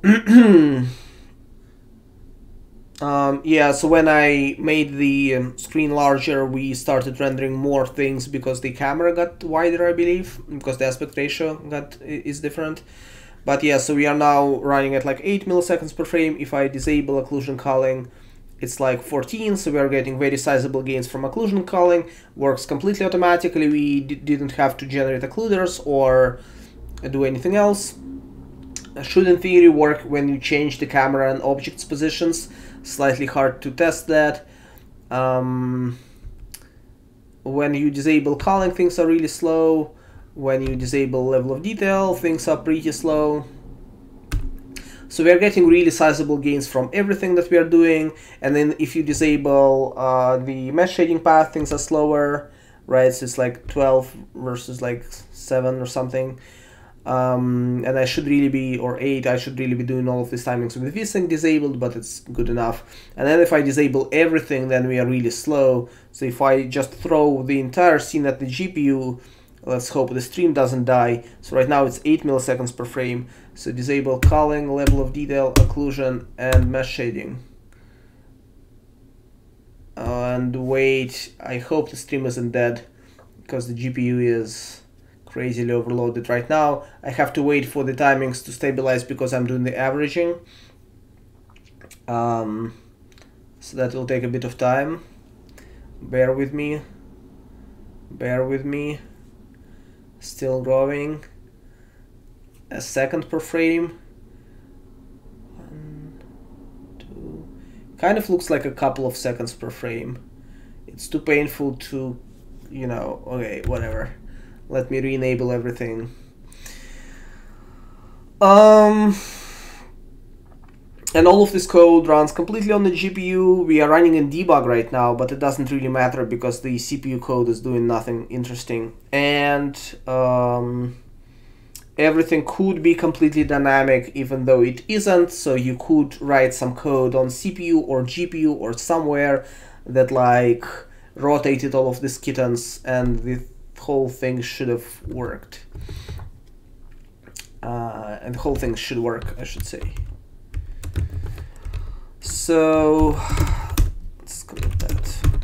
So that is really good, right? So I feel like we have add occlusion culling status to title bar. So I think like we have done pretty good job. It's pretty good renderer. It's fast. It's pretty efficient. There's some shortcomings in some parts of this code performance-wise, but we never had a profiler or a debugger working, so it's slightly challenging for us to really optimize it even further. But I'm pretty happy with where things are right now, right? You could say, well, this renderer doesn't support. I don't know what this renderer doesn't. You could say this renderer doesn't support textures, and this would be fair, but it's actually not very hard to add textures here. You could say, well, this renderer only draws a lot of objects that are roughly similar, but we didn't really have any restrictions about the different types of objects that we draw. In fact, I could just edit the command line to add more types of objects, and you could change the code that generates this data to just render a level that has a lot of unique geometry objects, and it would be fine because we aren't really using instancing that is penalized by the fact that you have objects with different geometry, so it wouldn't really bother us that much. What was it like? Crazy was that? Right, so now we have like two types of objects where there's some crazy human and a kitten in the same scene, and we can do whatever, right? And it's still the case that occlusion culling substantially benefits performance here. If you had a less chaotic scene, occlusion culling would work even better, because you can imagine that if there was like a house here, right, that could have really simple geometry, it would automatically cull basically everything that's behind this house, hopefully, which is really nice, right? This means that if you had a more complex scene, the benefits from, say, LOD could be slightly less substantial, but the benefits from occlusion culling would be substantially more substantial. So yeah, we could add textures, but that's not very interesting, honestly. We could like load large scenes, which could be interesting in the sense that it would generate a pretty picture, but it's not very challenging actually in terms of implementing this code, because we have all of the infrastructure already there. You could imagine some other extensions, like you could imagine, yeah, if you had shadow maps integrated into this renderer, then we'd have to be a bit smarter about how we cull, have to set up multiple culling buffers, maybe reuse culling results. Like maybe if the object, maybe you can be smarter about realizing that the object doesn't cast shadows on anything visible. So that could be, you know, something that we do, although it's a lot of work for... like the thing about these streams is I try to maximize the density of interesting Vulkan or GPU oriented topics in terms of the code that we have to write. We try to write the absolute minimal support code. We don't even have a way to rotate the camera right now, right? Which might actually be useful to make sure that our occlusion culling actually is correct in terms of reusing results between frames. But it seems like it is, especially if, so what happens right now when I disable and enable occlusion culling is that the, it's not the best, I guess, it's not quite true, but it's sort of what happened. Oh, what I could do actually is, let's do this, that would be fun. I'd have to re-upload the data though. Which I didn't quite want to do.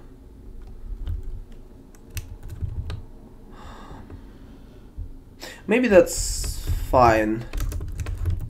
Let's do a really hacky thing where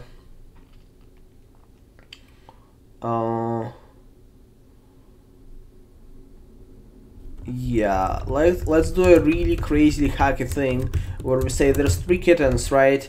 And they have a scale that, let's say, is either 1, either like 3 or 0. And let's just patch the buffer with draw calls. Just like that. So we need the index of the kitten, which is this. And it's not even kittens anymore, so I should change it back. And then 558,639, and then 414,419, right? So size of mesh draw plus of stuff mesh draw scale, right? So this is like really crude, but it should work. So what we will do is we will just say hey, and we won't really bother putting barriers up because like next frame it will catch things, it's fine. So what we'll say, hey, can I write just 4 bytes into this buffer with draw call data? That it will either write, I know how 1 looks in floating point, but I don't know how 3 looks like in floating point. So let's not find out.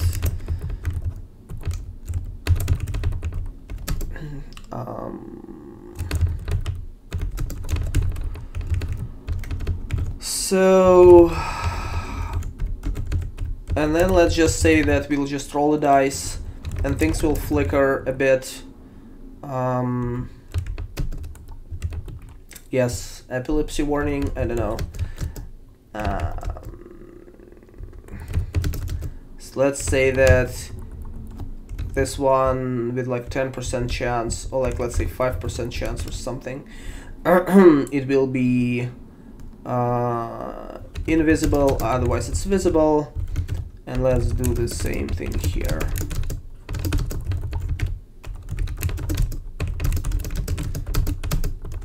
Yeah, if you're sensitive to flickering, you probably shouldn't really watch the streams, but beware, they will be flickering right now. Yeah, it's like impossible to figure out if our code actually works with this, but it seems like it might have. Yeah, I mean, when the object, right, when it disappears, you see kittens behind it, And then if you look at the triangle count, you see that when they disappear, the triangle count flickers upwards. It looks like it jumps from 72 to like 80 something, right? So clearly, even if the visibility of objects is unstable on a frame-to-frame basis, which it might be, then things work. So our occlusion culling seems to work even when things change.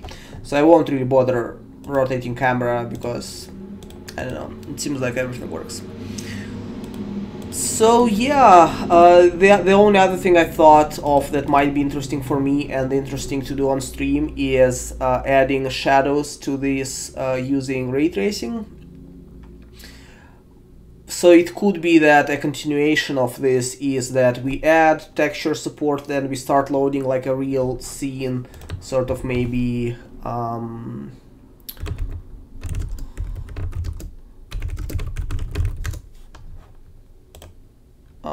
something like something classical, like maybe not Sponza, because that's kind of small, but things like San Miguel, right? So we could be generating, oh, I didn't want to download this, whatever. So we could be generating like a prettier picture, and then maybe we try to integrate this rasterization renderer with like drawing direct and culling and all of this craziness with ray tracing using RTX extension. So that might be fun for me, but that's like a lot of work in the sense that we'll have to start loading a scene, start loading textures, because without textures it's slightly less interesting. I actually put a camera there, maybe add camera controls, and then do ray tracing. So that may happen next year. I'm not really sure. It depends on how much time I have, and it depends on whether I will kind of want to do this and whether other people will find it interesting. But yeah, otherwise that's pretty much it for now. As said, there will be no scheduled streams for the rest of the year. I might do, if there is some topic that comes up and I'm like, oh man, I really want to do this, then maybe I will do this. But honestly, I think it's like super unlikely. I think the likelihood of this stream being the last stream of the year is very high. All of this code is on GitHub. All of these streams are linked from GitHub. There will be the link to the stream 14 after the stream ends and YouTube processes this. There is a playlist on YouTube, so if you haven't watched some of these, you can always catch up. It's a lot of content, but you can watch everything in like 1.5x with no issues. At least I found it's like really comfortable watching at 1.5x, and you could watch at 2x or something if you are adventurous, which cuts this down to about like 15 to 17 hours or something if you watch at 2x. So it's manageable. And yeah, and we found a bunch of bugs and we filed a bunch of bugs, and a lot of them are fixed now. So we also are trying to help the Vulkan ecosystem by doing that, and it's pretty successful. There's a couple of bugs that weren't fixed yet that are on the way, and there's some Intel stuff that I'll have to follow up on, where there's like 2 bugs. There's like basically 4 bugs that we are hitting on Intel on the latest drivers, and it seems like all of them are not our fault, but it's not 100% clear, and we'll have to figure out how to resolve that. So yeah, that's kind of it. If anybody has questions, I'm happy to answer them. If nobody has questions, then it's been fun, and we might do more next year. But for this year, it might be it. While I give people a chance to ask questions one last time, let me look at some to-do stuff. Maybe I should put an if here. I think right now, if you resize a thing like that, yeah.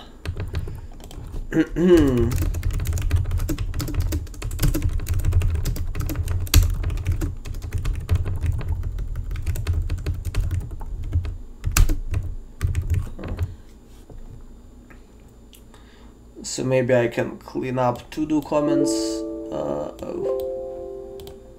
Oh, but then I can't present, so I have to handle that. So I guess it's a bit more complex because I have to ask. It'll have to be some status that's like skip the frame. Oh well, let's leave this to do comment for now. It's painful to fix some of these issues correctly.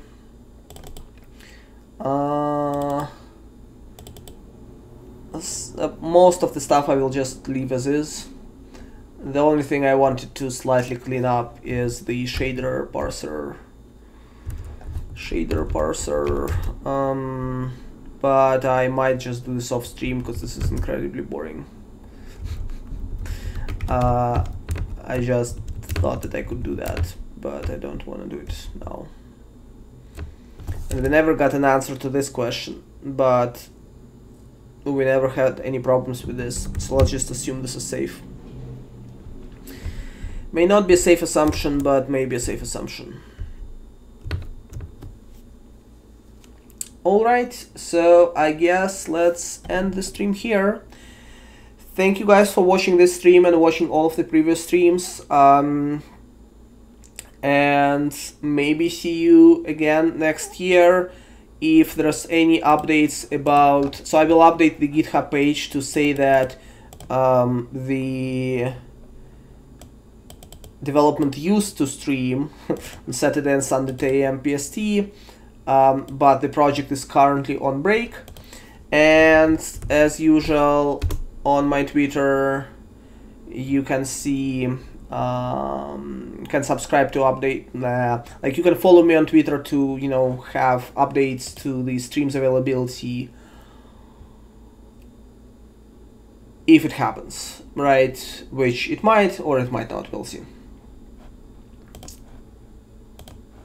All right, that is it.